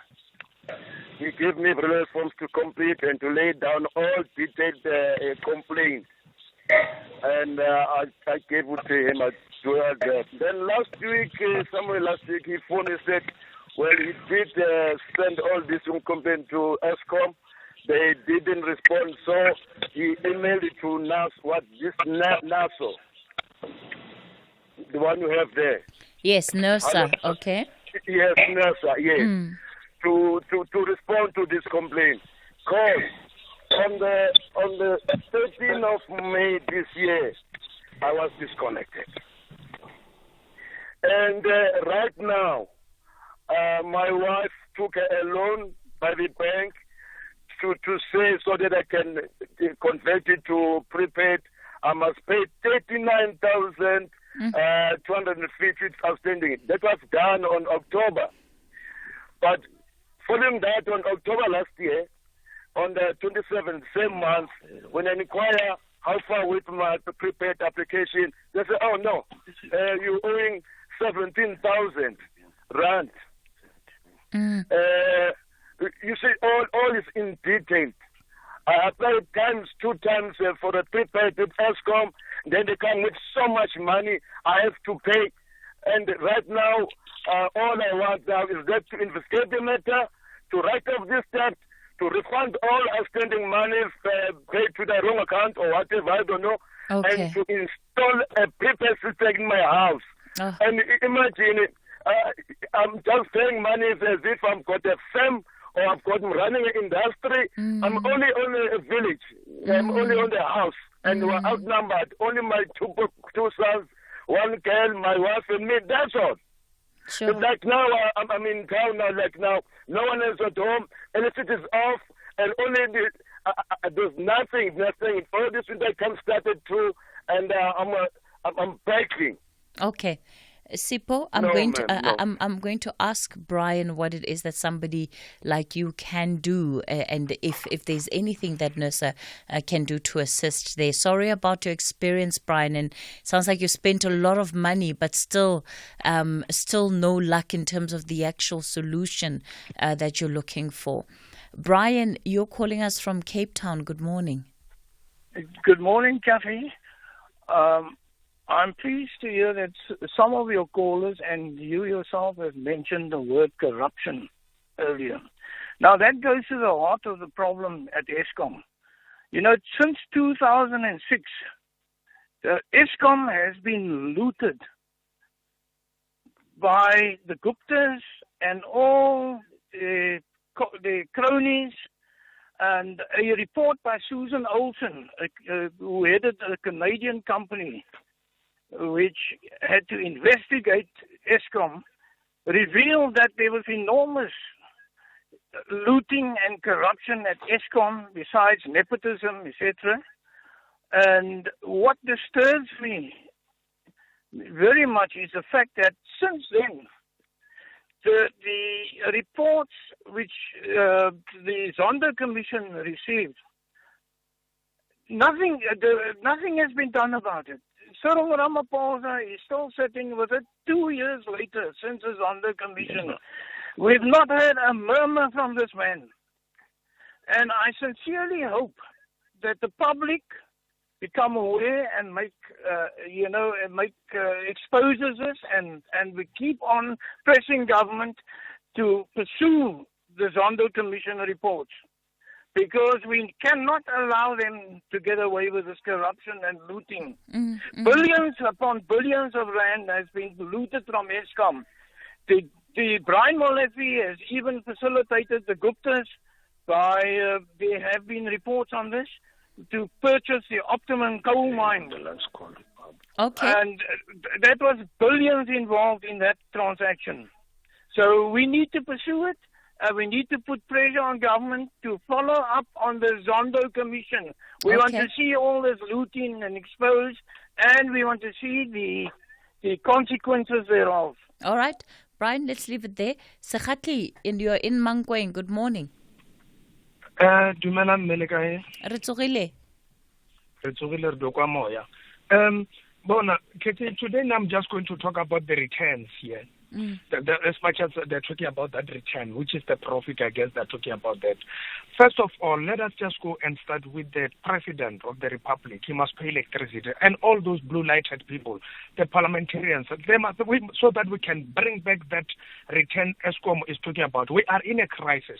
We understand maybe next time when things are fine, then we can be able to say, no, we are fine, then let's just go back. Secondly, I talked to you, I think, 2 weeks ago about those companies that are owing Eskom, the bigger companies, those retailers especially, those government offices that are owing. They must just follow them. They must just make them, force them through the law, whatever, then let them pay that Eskom so that they can have that benefit. Again, I've got even the proposal here. There are some of and those people who forged the connection of Eskom, illegal connectors. So they must just follow them, switch it off completely. Let us just not have any messing. Switch everything off as long as that thing is illegally connected. Then we need profit so that Eskom can go back to the standard. Okay. To the law-abiding citizens who are paying, I just want to ask NERSA there. NERSA, don't you think maybe you should just reward those people? You see, the same way the service providers or cell phone service providers are doing. They'll just give even sort of like a reward. Don't you think you can just give a reward in terms of which can be converted later to at least 1 unit? Maybe the person who recharged 10 times with 100 rand and must earn at least 1 unit. So that will also, we can also encourage the people to say, no, let's just do the right thing. And then you know that if you recharge so many times, those units can just be 12 and then you convert them, then you got about 12 units with those rewards that you earn. I think that will also encourage the people. Thank you. Thanks for that contribution, Sekhatli. I'm going to take Siviwe in Gqeberha. Good morning, Siviwe. Morning, Cathy. Thanks for taking my call. I love your show. I learned so much from that show. The question I wanted to ask today is Eskom sells the electricity to the municipalities, and the municipalities in turn sell the electricity to us. Is there any way whatsoever that the middleman can be cut out? And I would like Mntate Brian to also explain to us at the fraction between what they sell to the municipalities and then the municipality adds to give to us. How much is that? If they were to find a way of giving the electricity without municipalities to us, how much would we as consumers be saving? Siviwe, thanks for that contribution. Okay. Julius, maybe let me come to you before I give Brian a chance to respond to our listeners. Yeah, thank you for that. I think it's very frustrating, especially, again, if there's no competition, because Eskom is a monopoly. I believe if there was better competition, we might have seen more quality service that's more oriented to your customers and that supply a better quality of electricity and uptime of that at a reduced price. A reduced price in electricity will stimulate economic growth. If you've got access to electricity, you've got the ability to do business, whether it's at your own house and things like that. So I think it's very important. I think it's also just important to distinguish two quick things on the cost of supply from Eskom and municipalities. And it puts Brian in a very difficult position in this debate. But yes, NERSA needs to make sure that Eskom can afford its services. But the corruption and failure of Eskom to do things according to budget and provide good electricity services and cut out corruption has added to this dramatic amount of money that we have to pay today for this service. So just to give you an indication, Medupi and Kusile was budgeted 80 billion rand, each of them in 2007 to build it. Yet it cost 3 times the amount for each of them to complete. That is unacceptable. And who pays for it? You and I. Brian also mentioned that they are regulating salaries and employee costs and so on in Eskom. Eskom has grown with thousands of employees, and the average salary is well over 600,000 rand, I think, within Eskom. And one cannot help to ask yourself, but listen, if electricity was poorly managed and we've had load shedding in all this time, how can there be more salaries and higher salaries being paid? It just increases their expenditure. And then the last thing, with municipalities. Eskom is also in a difficult position because municipalities are not necessarily paying them. And I think this is a very, very big and important issue, and it also might speak to what Natasha mentioned and some of our listeners. So National Treasury subsidizes through the equitable share free basic electricity in municipalities. Now, City of Johannesburg is a very good example. They get a tariff passed by NERSA, and a tariff, according to law, is supposed to be the cost of supply. So the amount of money it costs City of Johannesburg to get the electricity to the people, the operating costs, the salaries and all that kind of stuff, and buying the electricity needs to be in that tariff. Where does the surcharges on top of that and so on come from? That is unacceptable. So people are, and sorry, just to conclude it, they only have 30,000 people on the indigent register, but they get subsidized for 950,000. So where's all that money going? And why aren't people getting free basic electricity? Absolutely. And it goes back to the conversation around ring fencing that budget, so that it is not, sort of redistributed to other items within the budget. Brian, let me give you a chance then to respond. Yeah, I see time is already running out. I'll try and group some of the questions. That's fine. There was I think there was a lot of issues that were raised around the corruption, including the Zondo Commission report and what the president must do. I will refrain from getting into that conversation. It is not on our mandate. We do obviously agree with what other people are saying, but it is not our part. So I would really refrain from answering those questions. I think those should be directed to the right people who would be in the government and the relevant law enforcement entities, but not the National Energy Regulator. And then there was I think Sekhathi Sekhathi spoke about everybody must pay, and I cannot agree with him more, including the municipalities, including government departments. Everybody that is using electricity, it's not a free commodity. Everybody must actually make sure that they pay for their services. And he also spoke about, he suggested something of an incentive. I will test it out with my colleagues and see what can be done. And then also, obviously, we'll need to then sell it across to also all the suppliers, Eskom and municipalities, and how that can be done for those people that buy regularly and are good citizens. How do we encourage them from continuing to do their part? I think there's the first caller, was it from Ndumeni? Yes, Sipho. Yes, I think, ma'am, if you can assist me, I don't know if you got his number, or if you can assist me, and then you can, through your producer, give him my number, and then I will then see what I can do with the colleagues that are dealing with this customer complaints. The story I'm not aware of for now, so I don't want to really get into the details of that. Is that a possibility, ma'am? Yes, we can facilitate that. And then I've got another question for you, Brian, from Ernest. Yes. Who wants to know about the preferential tariff that has been given to South 32, the aluminium smelter in Richards Bay. Yeah, let me just explain what happens there. You know, it's not it may look like a cheap tariff, but with us giving those kind of companies that preferential tariff or the negotiated price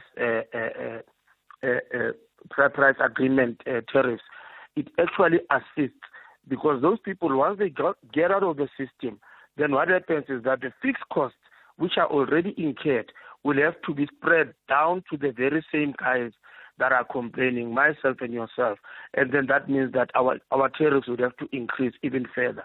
So for us, having them, Hillside, South, and everyone else, having them in the system, they cover most of the fixed costs and assist us from avoiding to pay for those fixed costs. So we may see it as a preferential tariff, but it is a necessary tariff, and it keeps them within the country to make sure that also we don't lose employment. It is an important part, but I think that's a topic for a long discussion. I was going to say that, does this not lead us back into the issue of competition? Because one of the reasons why that would be a factor is if the thinking is that Eskom must maintain its monopoly. But if the industry is opened up a lot broader than it already is, it wouldn't matter. Okay, let me just, I think I forgot to respond to Siviwe, because he spoke about that also, cutting the middleman and also introducing competition. Just for information, the government is already starting with the restructuring of the industry. The government has already put an act that separates the transmission company from the rest of Eskom, and then there will be unbundling distribution and generation, and introducing mostly competition will be introduced at the generation level, because at transmission and distribution wires, it is a natural monopoly. You cannot have hundreds of transmission companies in one country. So it's a national monopoly. It provides a service to all of them. And then at distribution also, it's a natural monopoly within that municipal area. So those you cannot introduce competition. But at generation, that is what the thinking is about, to say that let us introduce a competition at generation. But this is a process. Okay. Obviously, you need to get it right first. Yes. All right. Unfortunately, we're out of time for this conversation today. We're going to have to leave it there. It's time for your latest news update.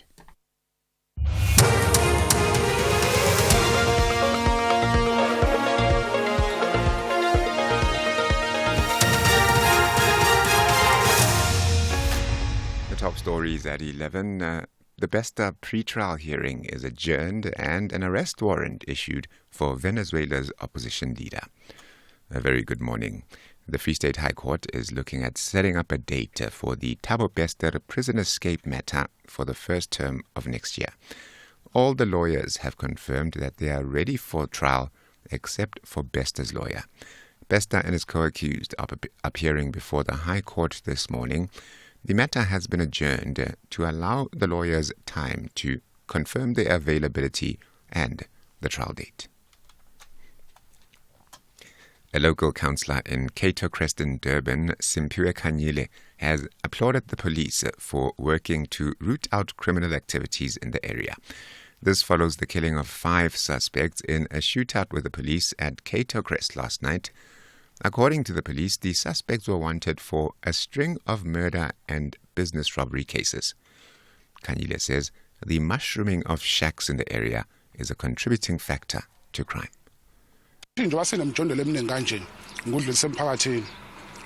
we have shacks in this area, I am calling on landlords to provide people who are coming to rent so that criminals do not use our area to hide. Police should play their role.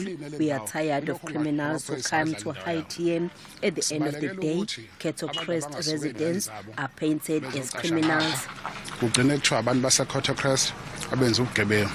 The chairperson of the Cato Crest Community Policing Forum, Thuso Mofokeng, is appealing to the community to work with the police to root out crime. The community and police should work together to fight against crime.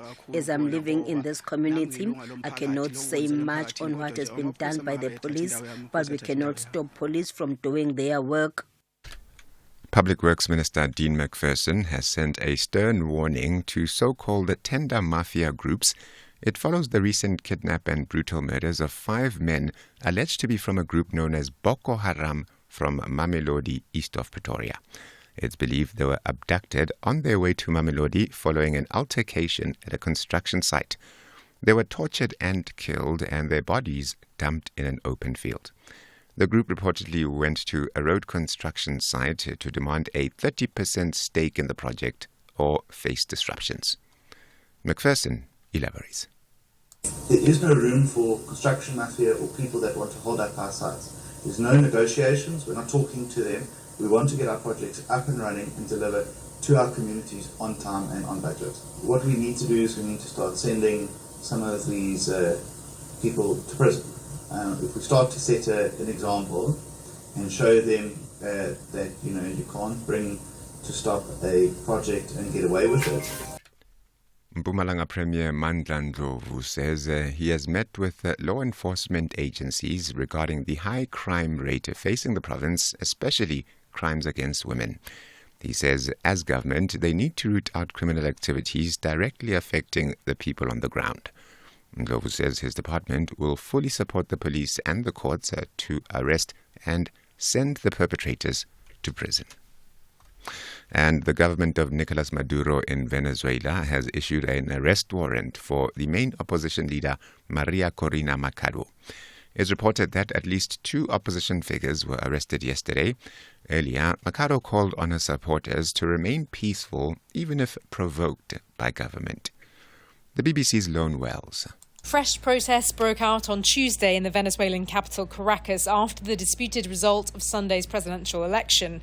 Thousands of people gathered in the city to show their opposition to President Nicolas Maduro's claim of victory, and many told me that they wouldn't stop until there was a new government. Some argued that this would only happen if the security forces, the police, the military joined opposition protesters. The military and the police have so far remained loyal to Mr. Maduro and have fired tear gas and rubber bullets at some protesters. The top story, the Free State High Court is looking at setting up a date for the Thabo Bester prison escape matter for the first term of next year. For SAfm News, ke Modupi Makgalemele. who says talking never solves anything. SAfm, leading the conversations that move us. It's Truck Month at Ford, and that means one thing. You save big when you upgrade to a 4x4. Get a Ford Ranger Wildtrak 4x4 Auto Double Cab for only $12,999 per month with 0% deposit. That's only $12,999 per month with free 4x4 driver training at your nearest Ford dealer today. T&Cs apply. Explore the family drama and legacy of one of the most powerful royal families in South Africa, the Mokwebos. This is Mubango, 30 Years of Democracy, Season 1 and Season 2. See how it all began, from when a king suddenly dies, leaving behind two wives, one from a customary marriage and the other from a civil union, coming full circle to the coronation of one of his sons. Mubango Season 1 and Season 2, Monday to Friday, 9 p.m. on SABC 2. You belong.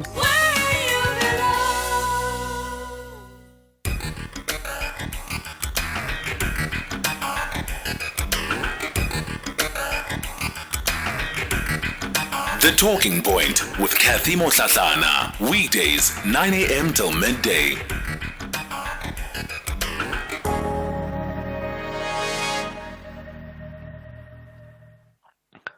Morning, Cathy.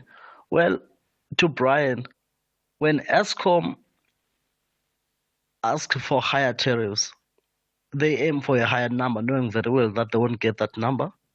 And the number they aim for, they know that we're going to get half of what we've aimed for. So if NASA says that Eskom wanted 26 and we gave them 9, well, it's what they knew. They knew that already. And secondly, there's been a lot of corruption at Eskom. So we, the poor, are not the ones who should be paying for Eskom. Lots and lots of billions have been misused. So why should we be the ones now who are making up for their misdeeds? I just don't understand. Thanks, Kev. This is losing in the Eastern Cape. Siskati, hi, this is JCK Kaunda from Sina. Siskati, the very people who are supposed to make our lives better are the people who makes our lives a living hell. How so, Mara? Electricity is too expensive. Or is it that they don't buy electricity themselves, or Robakumana subsidy na? Nersa must fall. Let me rest my case for now. JCK Kaunda from Sina. Regarding the increase in electricity tariffs, the public sentiment is the fact that we haven't had load shedding in months, so the electricity crisis is under control and progress is being made. But is it not a case of just shifting a supply problem to a demand one? And you do that by increasing the price. Now, the lady was talking about turning off geysers and boiling water on gas. Now, if you extrapolate that over 10,000 households, there's substantially less demand on the grid. And then obviously consumers have also invested into solar, residential and commercial. It'll be interesting to see the correlation between the overall demand kind of reduction as a result of the price increase, to see whether the bigger problem is actually being addressed and not just the fact that we're relying on no load shedding as a symbol of progress. Just close this point. Hi, this is Cathy. This guy from Nexa is like this. What he's talking is not making sense. Where is our treasury? Where is our national bank, Reserve Bank, to rescue us as citizens? We've been paying tax, and they're paying big salaries to these guys who are saving us, and they can't even seem to care about us cut. It's not only on electricity, says Cathy. Even on the repo rate, we're supposed to have a fund that relieve the citizens of this country. If they can take money to ICJ, use money to other international things instead of helping us here at home. So what stopped them to go to Treasury and say, no, now the citizens are overwhelmed. We need to rescue them. Where are these guys? Where is our money as citizens? Thank you, Gwena. This is Tawara from Engel. I have not seen the cost submitted by Eskom, but I am 100% sure that those costs can be lower. Those costs can be way, way lower, starting with the salaries. Start with those big salaries. Good morning, this is Cathy. I like the the passion of Natasha on the issue of electricity. Says Cathy, this electricity is killing us. It's not like in Cape Town, only in Cape Town. It's throughout the country. Electricity is expensive, my sister. If you buy electricity of 200 rand, you get 50 rand. It's very expensive. It's very expensive. Something must be done about electricity. Thanks from Andile in Willowville, Eastern Cape. The Talking Point with Cathy Mohlahlana. Weekdays, 9 a.m. till midday. Well, as we wrap up Mandela Month, we're going to be looking at something that was quite close to the former president's heart, and that really is reading. 2 decades ago, when he reflected in a quote his concerns around why so few people read books and also why it remains unaddressed.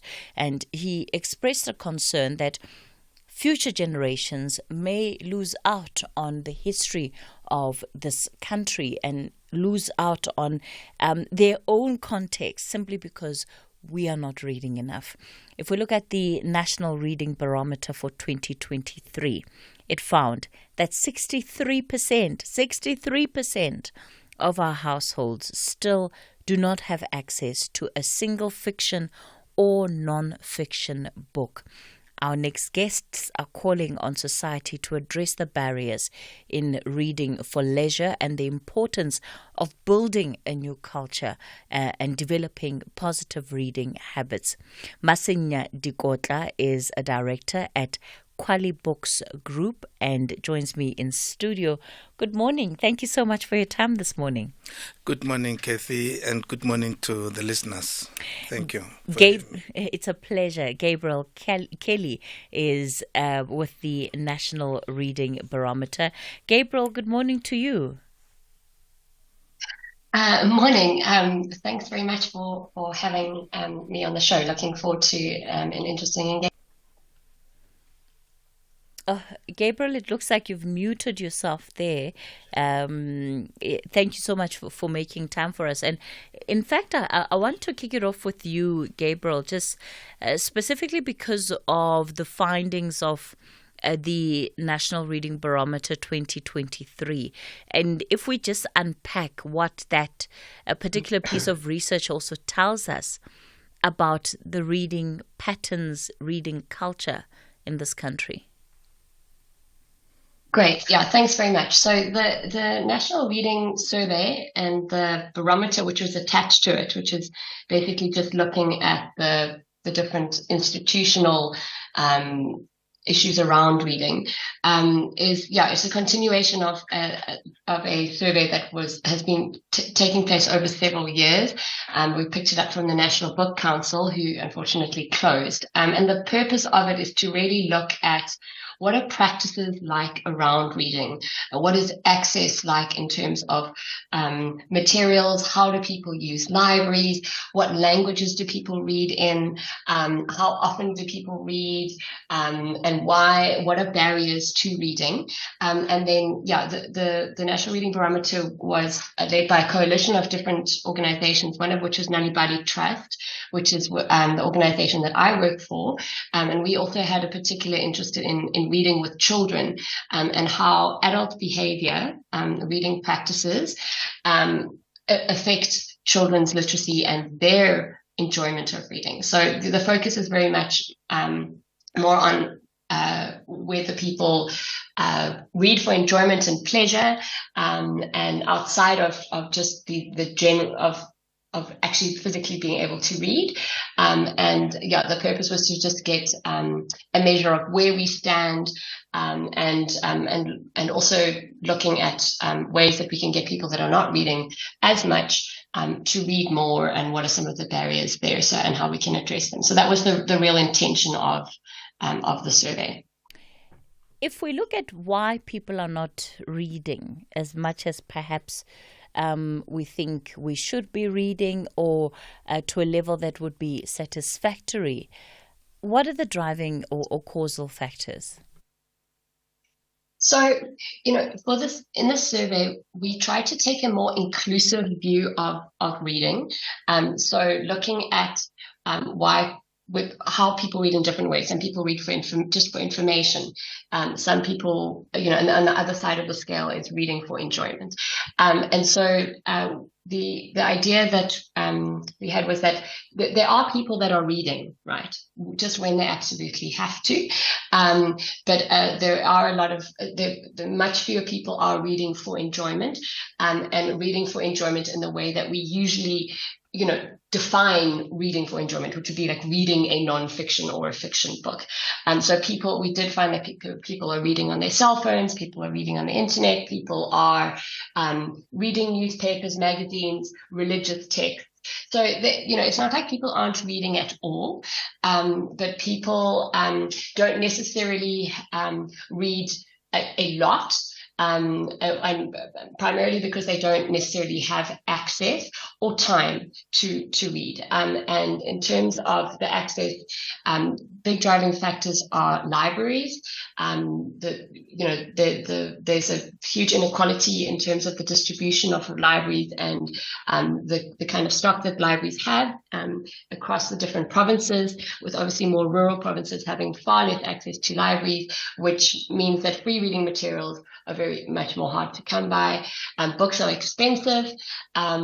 Books aren't always available in the language that the person would prefer to read in, or is most comfortable or enjoy reading in the most. So, primarily there are English and Afrikaans books are available pretty widely. To some extent, isiXhosa and isiZulu books, but especially in less commonly, widely spoken South African languages, there's just not enough material that people will necessarily feel, comfortable and enjoy, and that's culturally appropriate and relevant to them. But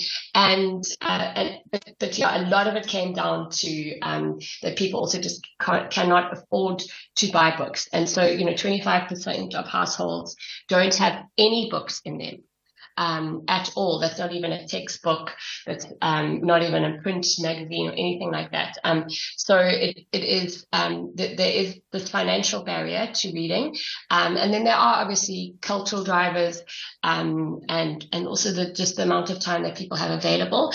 But there was the data showed that there is an understanding of how important reading is and how important reading to children in particular is, but that there are certain barriers that need to be overcome in order to make it a more prevalent practice. Masenya, part of what this barometer also says is that people with more books are most likely to read. And it is also people with more books that are likely then to end up reading to their children, as Gabriel has touched on. And there certainly is will, because the numbers show that adults who are reading to children in 2023, that figure has gone up to 52%. In 2016, it was at 35%. So there is a genuine, it seems, will to change the culture. But access to books, how big of a barrier is that? Thank you, Cathy, and Gabriel on the other side. Good morning.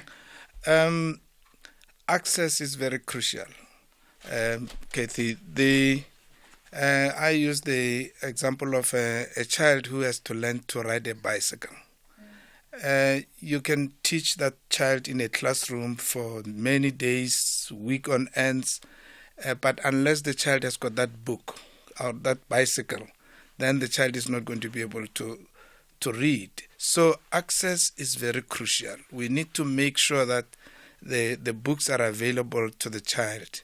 But more than that, it's not just about dumping the book in front of the child. It's more about also role modeling for the children. In other words, the parents and the other caregivers who are around the child and need to model. Those who can read need to make sure that they read for the child, but also get the child to read back to them. And even more than that, the parents, the way they behave, we still have parents who still buy children toys that have got no meaning to the children, toy guns, and other harmful toys. Parents, if they can learn to use, to give gifts like books, that shows that they really want the children to do something about themselves. And this cuts across the age groups of the children. Even when the children cannot read, there are what we call pre-reading skills, where parents just demonstrate to the children how to have a book in front of them, but also show them how you handle a book, how you respect a book, how you page it through, and all those things. That environment, Pearl's studies of 2021 and before that showed that the children who grew up in an environment which is literature rich get to perform more than those who are, in an impoverished environment. So we need to, but also it's not just making the books available. We need also to make books accessible.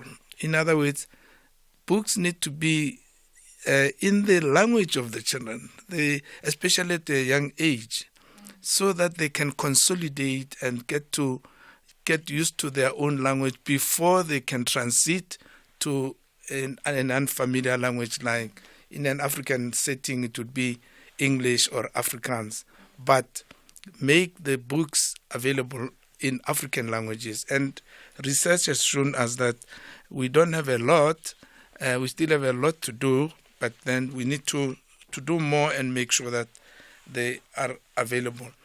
There are two dangers of not providing children with the relevant books or irrelevant books.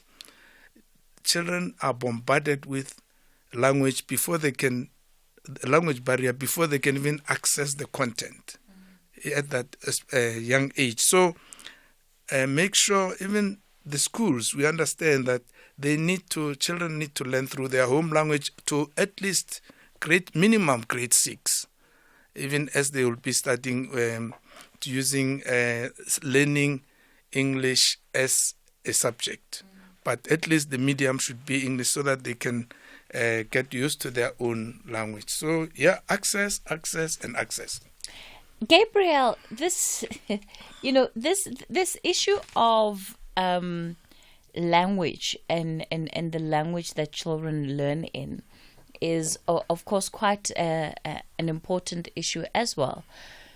Because we do live in a society where English is not only the language of business, but it is predominantly becoming just the language that people speak even in their homes. So yes, you might have an alternative mother tongue, but I'm just looking at the generations that we're speaking about now that are largely parents. It would be, mostly millennials and most generations that are coming after them. What have you picked up around how they're dealing with these things?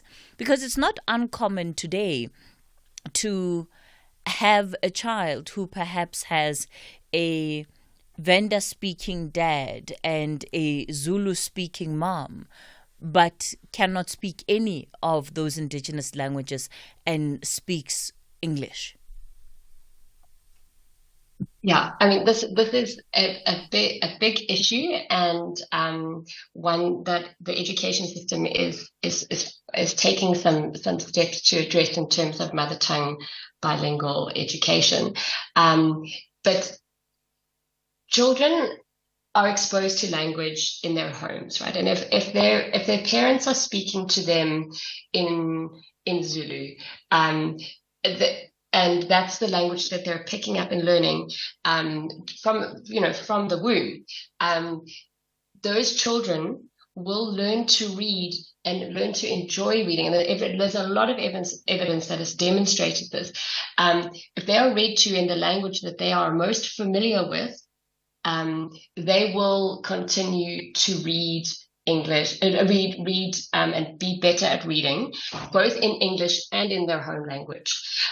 So, if a parent is consciously speaking just English to their child, and then teaching them to read in English, then there isn't that barrier. But it's like, if I am English speaking, but I sent my child to a French school in the hope that this would make, she could be exposed to an international language. And she really, really struggled because she was suddenly at a disadvantage in terms of being able to communicate, articulate herself. And we put children at a disadvantage when in grades, they learn in mother tongue from grade 1 to grade 3, and then in grade 4, there's been this big drop off in terms of children's achievements because there's this transition to learning in English, and suddenly they have to read and do everything in English. And the education system is now addressing this through mother tongue based bilingual education. But we at Nalibali believe very strongly that to encourage people to connect with books and to connect with reading, that they really should be exposed to reading that relates to them and the languages that are spoken around them. It just is an easier process, and but in terms of people not choosing not to speak those languages at all, if that's happening from birth, it's not necessarily disadvantaging the child, except that it's obviously breaking down, the strength of a language. But our argument really is that you don't need, it's important obviously to be able to speak English to be part of business, and it's a more international language, but that doesn't mean that you should focus or you should buy your child English books only, and send them to an English school. The idea is that if you let child in their youngest years of development, whilst they're concretizing their language abilities, to learn in what's the easiest way for them, and then they can learn English as an additional language. So we think it's really important, and I think the policy is heading in that way as well. The idea that we're kind of embracing local languages as languages of learning, I think is really important for fostering that love of reading, because it is really so much easier to start to read it when you understand the words and the vocabulary and the structure of the language. We're going to continue our conversation with our guests. We're talking about the importance of reading, and in particular reading for fun, right? Because we all have to get through school, regardless of what kind of education you choose. And so there's some things we can't run away from, like the prescribed books that you have to get through for certain courses and subjects. But do you read for fun? Because it doesn't always have to be that you only open your books when it's school-related or work-related. You can, just open a book and read for fun. Kabelo, do you read for fun? He's my TD. Do you read for fun? Why don't I trust the answer? I think he's come up with the answer on the spot. He says, yes, but I don't trust the yes that he's given. We're going to continue with this conversation in a moment. It's 11:30. A very good morning. With the news headlines, Ke Modupi Makhalemele. The pre-trial hearing in the Thabo Bester prison escape matter has resumed in the Free State High Court after an earlier adjournment. The National Association of School Governing Bodies has called for the immediate removal of the principal at Pretoria Girls High, and more than 140 people have now died in a series of landslides triggered by heavy monsoon rains in the southern Indian state of Kerala. I'll be back with a full news update at midday. The Talking Point with Cathy Mohlahlana. Weekdays, 9 a.m. till midday. And we would buy 500 cars, and we would buy 500 more. So sell your car for the best price, and we won't think about it twice. We buy cars, we buy cars.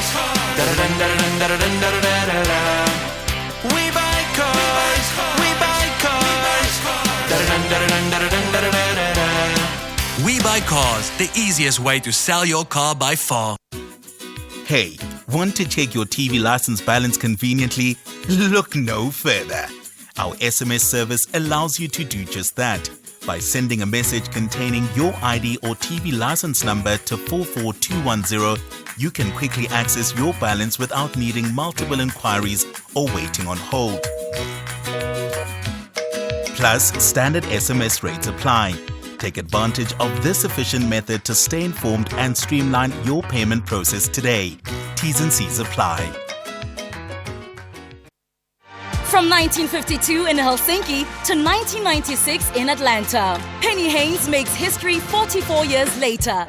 The sensational swimmer ended the long wait with victory in the women's 100-meter breaststroke. Haynes tried to hold Beard off again. She did it in the 100. Can she do it in the 200? Champions always want more, especially at the Olympic Games. Haynes was not content with just one gold. She scooped the second in the women's 200-meter breaststroke in a brand new Olympic record. Haynes will win gold for the second time, an Olympic record time. Magical moments of the Olympic Games. Brought to you by SABC Sport, proud broadcaster of the Olympic Games Paris 2024. For the love of the game. Nothing beats the feeling of relaxing on your couch after a long, hard day, getting rid of those work clothes and feeling the freedom of being in your PJs. Throwing off that lace front, undoing your hair, that makeup, voila, gone. It's going to be a quiet, relaxed night. Well, not on S3. Bring a whole lot of vroom to your weeknights with Top Gear Season 16. Monday to Wednesday at 10 p.m. and Top Gear specials such as Top Gear from A to Z and Top Gear The Races. Friday nights from 9 to 11 p.m. Channel your inner vroom with BBC Primetime. Only on S3. Open up. The Talking Point with Cathy Mohlahlana. Weekdays, 9 a.m. till midday. We continue the conversation on the Talking Point. We're looking at reading for fun. Our guest this morning, Masinya Dikotla, who is a director at QualiBooks Group, and Gabriel Kelly, head of research, impact and innovation at Nali Bali. Masinya, when it comes to what people consider to be reading, and this is also something that this research looked into, there's so many different ways that people can read. You don't just have to sort of have the traditional book in your hand. But when we talk about a reading culture, is it important that it is a book? Because some people say, well, I read on my cell phone all the time. I might be reading off X, I might be reading off WhatsApp, but I'm reading. It's information that is affecting my world, shaping my ideas. Thank you again. I think the most important thing is what is it that you are reading, the content, and how you are reading it. There are different platforms. There's no way we can deny the usefulness of devices like cell phones, smartphones, and so on. I mean, if I were to give an example, during the COVID-19 period, when during total shutdowns, people were not allowed to move. How would you read? So people, especially in the urban and city centers, they migrated to digital reading. In other words, they read and they also got taught through online. So I'm saying the digital platforms are very useful, and I could just give you an example of what we are using. Just as an example from QualiBooks Group, we have what we call Key Books Online. So we have actually populated books, modern books, different genres, storybooks, biographies, etc., for little children and for adults. So you just subscribe, you open, and then you read a book. Maybe for 20 minutes you read 1 page, 2 pages, but there is no force there. What we need to do is to create the love. The love can only happen from the content. It has to be something that the child can relate to. It can be history, but that's fine. The history, they'll learn it in school. But it can be a biography of Archbishop Desmond Tutu. It can be storybooks. It could be anything but on the device. And you just read to your mom or your dad, or the mom or dad can read back to you. So, and there are also, well, we cannot run away from the hardcore books because that is the best. But we're just saying everything else should be built around that, so that those who used to see a book only in the classroom are given different options. Okay, thanks for that perspective. Gabriella, when it comes to the issue of accessing books, some will say kids must not watch TV. They must read books. Keep them away from their devices as much as possible. They're always on their phones. Is there a middle line? And because you deal with this at Nalibali, you work with children in schools, you work with community, so you have a broad picture of where that balance could well come in. Yeah, it's a tough one, and I think that even within Nalibali and with other literacy organizations, there's an ongoing debate, right? Digital materials promote access, right? And you want people to have as much access as possible. And it is much more easier to get something out at scale when it's digital, provided that there is internet available and that data costs are manageable.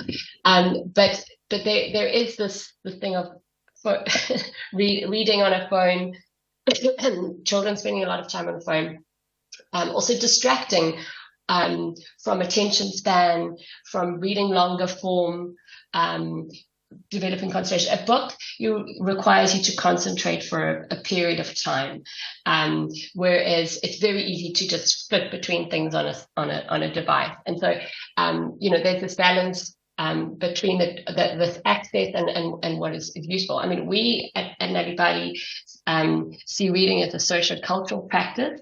It's something to be shared, to be spoken about. We advocate for reading aloud, and physical books do facilitate that more, and building that kind of I mean, I fall on the side of I prefer physical books in terms of the romance of books, and that forming that kind of attachment to reading as a practice, I think is more likely when you have the book and you go to a library and you interact with the pages, as opposed to you're much less committed when you're on a cell phone, because you could easily be just looking at Twitter, and then you could look at Facebook, and then you can look at some an online book, but it's not associated with you don't have that same association to the story.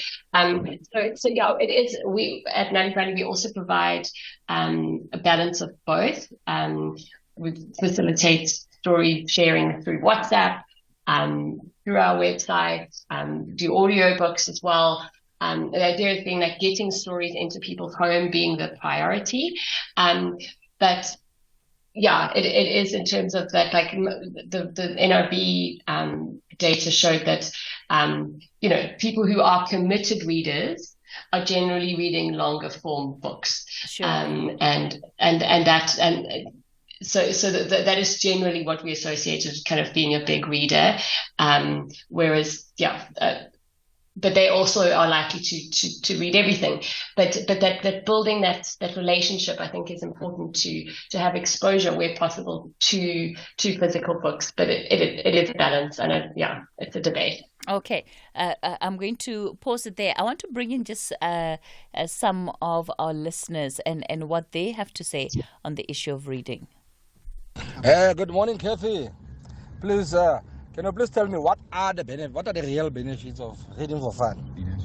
I don't see the benefits. So please convince me, guys. Or I must read for fun. Thank you. Hi, good morning, Cathy. It's Nora in Heidelberg. The culture of reading and this theory that books are expensive. It's expensive to get books. There are local SPCAs, which I get my books from for 10 Rand each. You get specials where you get 10 books for 50 Rand. Hospices, they sell books for 5 Rand, 10 Rand. I think it's just that most people don't know that they can get books from these places. SPCAs, hospices, they sell books for 5 Rand, 10 Rand. Very, very good. I'm not sure about the rural areas if they got those services, but in most urban areas, books are very cheap in the hospices. Hi, Cathy. X here in East London. Yes, I notice even in early childhood development centers, I have 2 very young children, a 3-year-old and a 5-year-old. So the ECDs or crèches, they follow a certain template, like they're preparing the kids to be able to get into a formal Model C school type. So there's actually no reading that's being done there. Like they will teach them how to count, how to introduce themselves in English, and then put on these English cartoons afterwards. But essentially, even those early development centers, they don't promote a culture of reading. I don't remember a single day these guys came home and said, hey, we read a story, or the teacher read us a story. So maybe that's something they need to look into also. Hashtag SAFM Talking Point. Yeah, and of course that would also be highly problematic, Masinya. Although I must say, as the parent, don't just leave it to the school. If you have the culture that you're developing at home already, it can make a difference.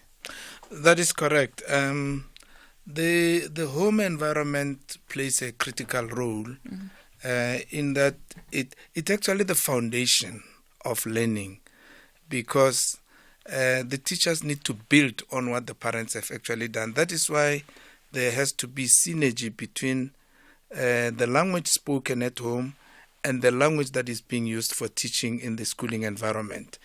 In that way, you also building on the cultures of the children. If I can just maybe answer one question for the caller who wanted to know about what is the point of reading for pleasure? Reading for pleasure expands. Reading for pleasure supports reading for academic purpose. The child expands vocabulary, and therefore, when we complain about learners not being able to read for meaning, it's because they don't have the language, they don't have the vocabulary. So they gather vocabulary from reading for pleasure, and then they transfer it into the schooling environment. But also, schooling is a more regulated environment. If children can get to read on their own, they just expand in their own knowledge without somebody saying, read because you're going to reproduce the knowledge tomorrow in a test or so. So the other things, you develop critical thinking skills when you just read voluntarily, and then you are able to answer proper questions properly in the classroom. There are just so many reasons, like growing the imagination of the child, expanding the world of the child, and also to avoid children loitering. They know that if I'm bored, if I'm not okay, I can read a book, or you can reach other countries in your own bedroom. You can know about what's happening in America today just by reading.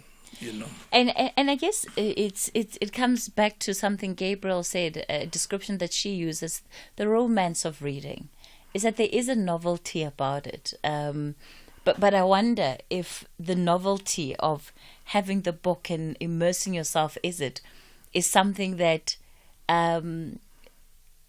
generations, especially coming generations, will experience and interpret differently because of these devices that we have everywhere around us now.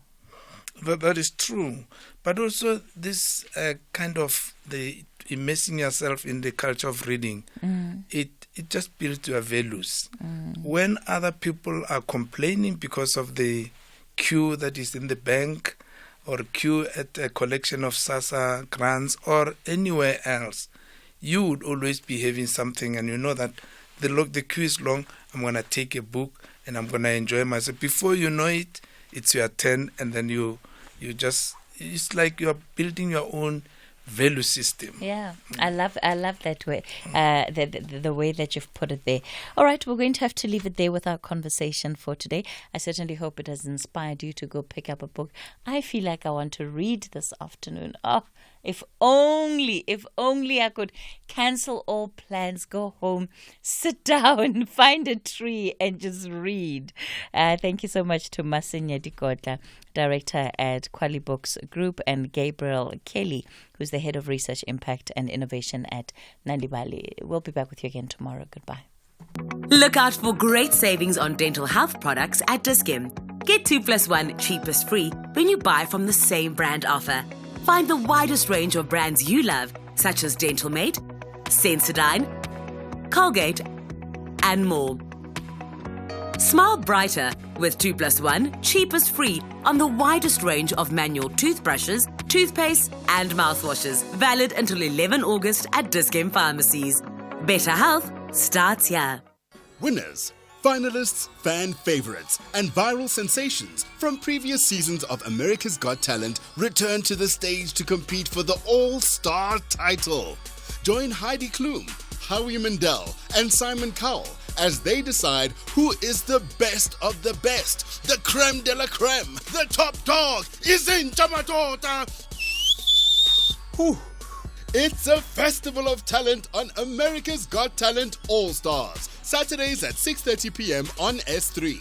Channel your best entertainment with America's Got Talent All-Stars. Only on S3. Open up.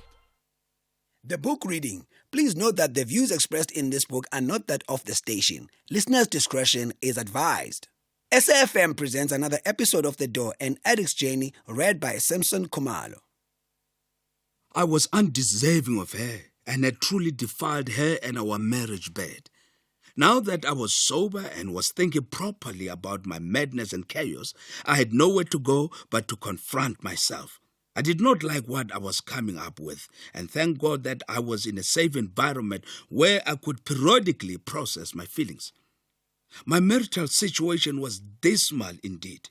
In fact, to say it was on life support and hanging on a thread is an understatement. My counselor in one of the sessions asked me how I felt about the fact that my wife was coming to the center. I took a deep breath and just shrugged my shoulders. I just did not know what to say. That evening, I went to my room with a heavy heart, wondering if there was any redemption for me and my sins. They were staring me in my face, and I never thought it possible someone wretched like me could ever be forgiven by my wife and my own higher power. The more I thought about it, the more vile I became, and the stench of it all was too much to handle. I could not sleep and tossed and turned the entire night. I was not really worried about my marriage. I knew in my heart of hearts that it was done, that I had made peace with. What I could not make peace with was the enormous hell that I had put her through. I never laid a hand on her, ever. I don't believe that a thinking, logical man should ever lay a hand on a woman. My father taught me never to lay a hand on a woman. It is a sign of weakness, and I never abused her in that type of way. I loathe any man who raised their hand to any woman. In fact, to compare them to animals is an insult to animals. No man should ever lay a hand on any woman. I never abused her in that fashion. But I sure admit, difficult as it is to admit, that I abused her with my binging emotionally and psychologically. Blaming it on drugs will be a cop-out. I'm the one who picked up a pipe and decided to smoke and take drugs. The people that suffered the most as a result of my hellish behavior were naturally my closest, and these included my wife and children. I went on my knees in total surrender to ask God to forgive me for the headache I caused. I did not know if I could actually physically utter the words. When I'd gone to the second rehab, there was a priest that was invited to share with us occasionally. I did not attend those meetings as I felt tremendous guilt and did not want to be reminded of how bad I'd been. I knew I was bad and violated every commandment in the scripture and was not ready to deal with my madness. So one day I decided to go, and he made us write all the mistakes we think we had committed while in active addiction, and I thought long and hard before I could put pen to paper, and I just could not bring myself to write all the things that I had done. So when I came to my senses regarding my marital situation, I could not utter anything. I decided to put pen to paper and wrote for the first time the wrong things I had done in my marriage. I had asked for forgiveness so many times that I'm sure the forgiveness lost its meaning in my context. I was wrong in all respects, and this woman who had given herself to me in holy matrimony and was faithful was about to enter the center. I felt dirty and undeserving of her, and the idea of seeing her rendered me numb. But I guess I was dealing with myself to create a new me. She was my conscience. I resolved not to ask for forgiveness and to keep my conversation cordial. I could not bear the thought that she could be dating someone else. So I decided to stay away from all contentious topics, and I prayed it wouldn't be a hostile encounter. The next morning at around 9 a.m. I was called to the office, and on my way to the office I met a couple of addicts who told me my wife had arrived and was with the counselors. When I got to the counseling room, she was there, and I did not know whether to hug her or shake her hand. Radiant and beautiful as ever. This woman is beautiful inside out. I was flustered and looked at my counselor and then went around to where she was sitting and gave her a brotherly hug. We exchanged smiles and I took my seat. The atmosphere was a little tense, at least for me. I was nervous. I had not seen this woman in a while. She looked stunning, and she had lost a bit of weight and had an aura around her that was warm and welcoming. Before long, the counselor had broken the ice and we started to engage. I was silent for the most part, and judging from the look of things, it seemed I had spent quite a bit of time with her before I was called. She was pretty relaxed and was familiar, to my surprise, with the counselor. I don't think she had met the counselor before, but clearly conversations were taking place between the two of them regarding my progress at the rehab. I was given time to spend with her on the premises, and since the center had amazing gardens, we took a walk and sat comfortably on a bench under trees with much distance between the two of us. It was awkward and surreal, and we just talked about home and the children and how much they missed me, and that the center had agreed that in the not-too-distant future they could visit me. Wow! How I wondered how much they must have grown. We just played catch-up about the life outside. Nothing spectacular. She was kind and engaging, and I detected no ounce of animosity or hatred towards me or my shenanigans. Perhaps she was still harboring it all. I couldn't quite fathom her aura of peace and tranquility. She seemed still and calm. After all that I had done, wasn't she even going to break into a sweat and start arguing and blaming me for all the mess we found ourselves in? Was she for real? This was the love of my life, and I was nowhere for her, and she had to fend and take care of herself. There were moments of silence, and those were slightly uncomfortable. There was a part of me that wanted to hug her and not to let go. But what if I was rejected? Besides, I'd been instructed not to initiate anything untoward or inappropriate, and this would have been inappropriate. How strange. Amazing how things have deteriorated to this level. I felt completely undeserving of her, though I knew she was equally fallible like the rest of us. I felt somehow that purity was staring me in the face, and I felt like evil standing before good. I was completely at a loss for words. I felt inadequate and insufficient, and I was not sure what to make of it. I had put this woman through so much hell, And here she was still wanting to be there to see about my well-being. Who really does that? She truly should be handing me divorce papers for the wrongs I had done. At least that was how I felt. There were a few moments of silence, and if there was ever a time I wish I was in her brain to see what she was thinking, that moment would have been there and then. The visit was short, and it became apparent to me that she did not come through to see me, but came for her own process that was only understood by the counselors. I guess she needed the same counseling as I did. Who goes through so much pain caused by a husband she loves and does not in the process lose herself? Could I really have been that cruel to her? I pray God somehow forgives me for this. Even asking for forgiveness seemed like a real cop-out. Perhaps I should really go through all the consequences that I deserved. In my surrender to my higher power, I'd already handed everything over. So even though I was so conflicted, I also felt peace. I had a family that loved me unconditionally, and if my marriage did not survive what I had done, I would be sad, with no one to blame but myself. It was no longer in my hands, but in God's. All that investment in my marriage I threw down the drain. In my heart of hearts, I still loved her, but with all the chaos and madness I caused, I could no longer call the shots. Did I deserve her? What right did I have to call the shots, truly speaking? I would just have to live with the consequences of my divorce. Damn! These thoughts were just killing me. Our session ended and I walked her back to the counselor's offices, and she unexpectedly gave me a hug. This was a shock to me, as I did not expect it and did not know how to react.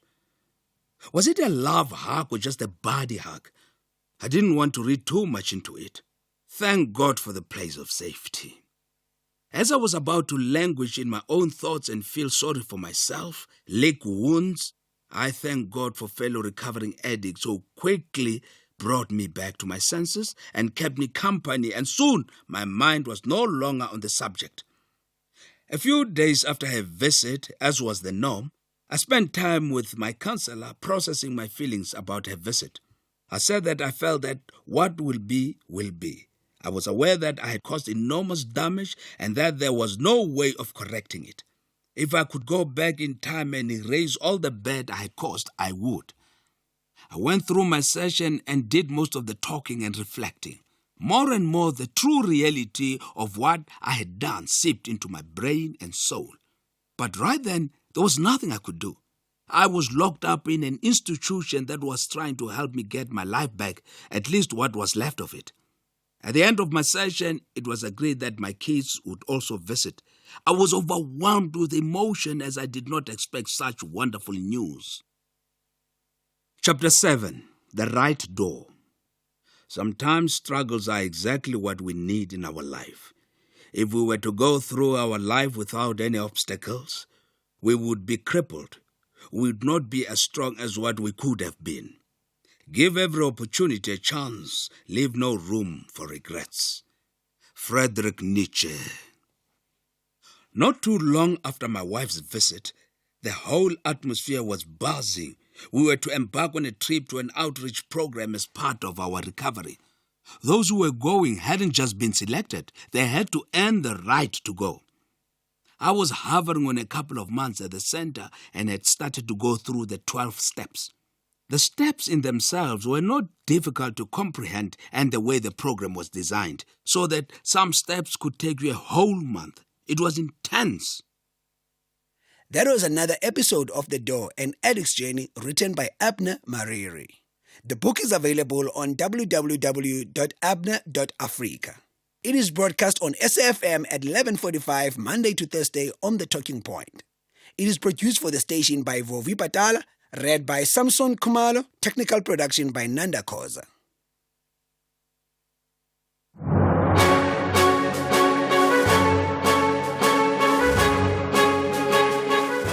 It's 12 o'clock Wednesday, the 31st of July, 2024. A very warm welcome to Update at Noon here on SAfm, leading the conversation. My name is Bongi Wazwana, standing in for Sakina Kamwendo.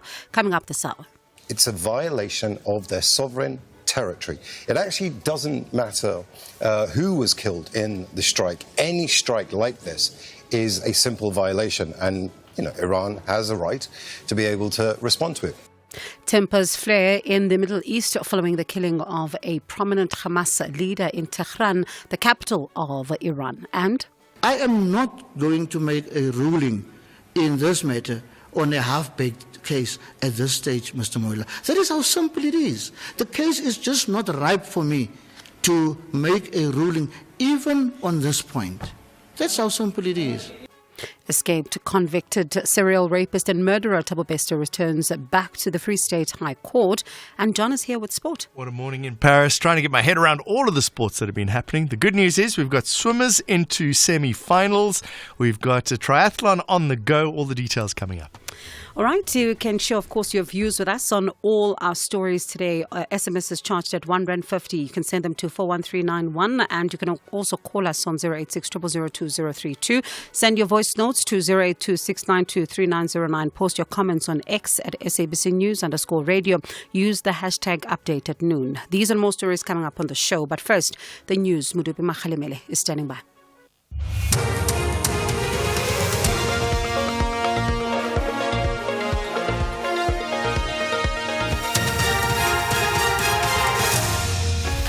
Thank you very much, Sister Bongs. The top stories at midday. The Bester escape case is postponed to next year, and hundreds killed in Indian landslides.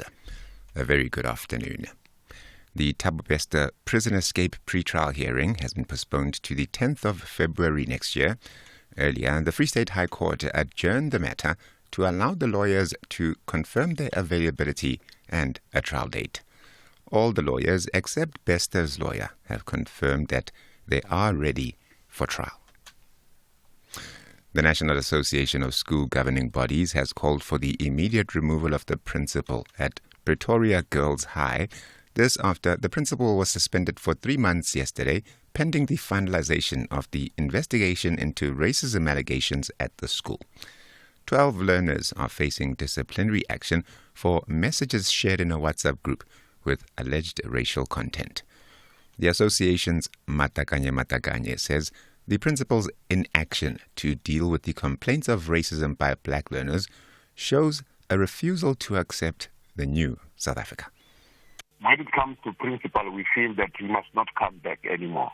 We must fire it because we learned that now this principal has been knowing this thing for last 2 years. Then he has done nothing. Now, I feel that it's not really fit to manage our schools because if he's still now practicing this animal called racism, then it's not really good for the new South Africa. So I think he must just go. Meanwhile, diversity specialist Teresa Oakley-Smith says Gauteng Education has acted hastily regarding the suspensions of the learners and the principal. She says immediately suspending people without having done a thorough investigation is not a good principle. Before we rush in with immediate reaction and suspend right, left and centre, let's do a thoroughgoing investigation to really understand. It would make far more sense to do a very thorough investigation with people who actually understand diversity, equity and inclusion. And then on the basis of that, prepare an ongoing intervention, which might include workshops, mentoring and coaching, which might include sessions of different kinds of discrimination. And these should be monitored and evaluated as they go along. The city of Cape Town has advised the public to temporarily avoid swimming at Camps Bay Beach. This follows the failure at the pump station earlier this week that resulted in wastewater being pumped into sections of the surf zone.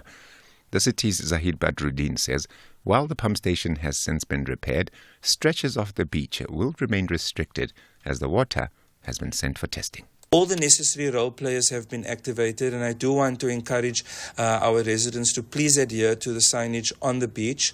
The beach itself has not been closed, however, accessing and entering the water is discouraged at this moment, whilst our teams are conducting the necessary tests to monitor the water quality and in order to make the decision around when those pollution signs can be removed.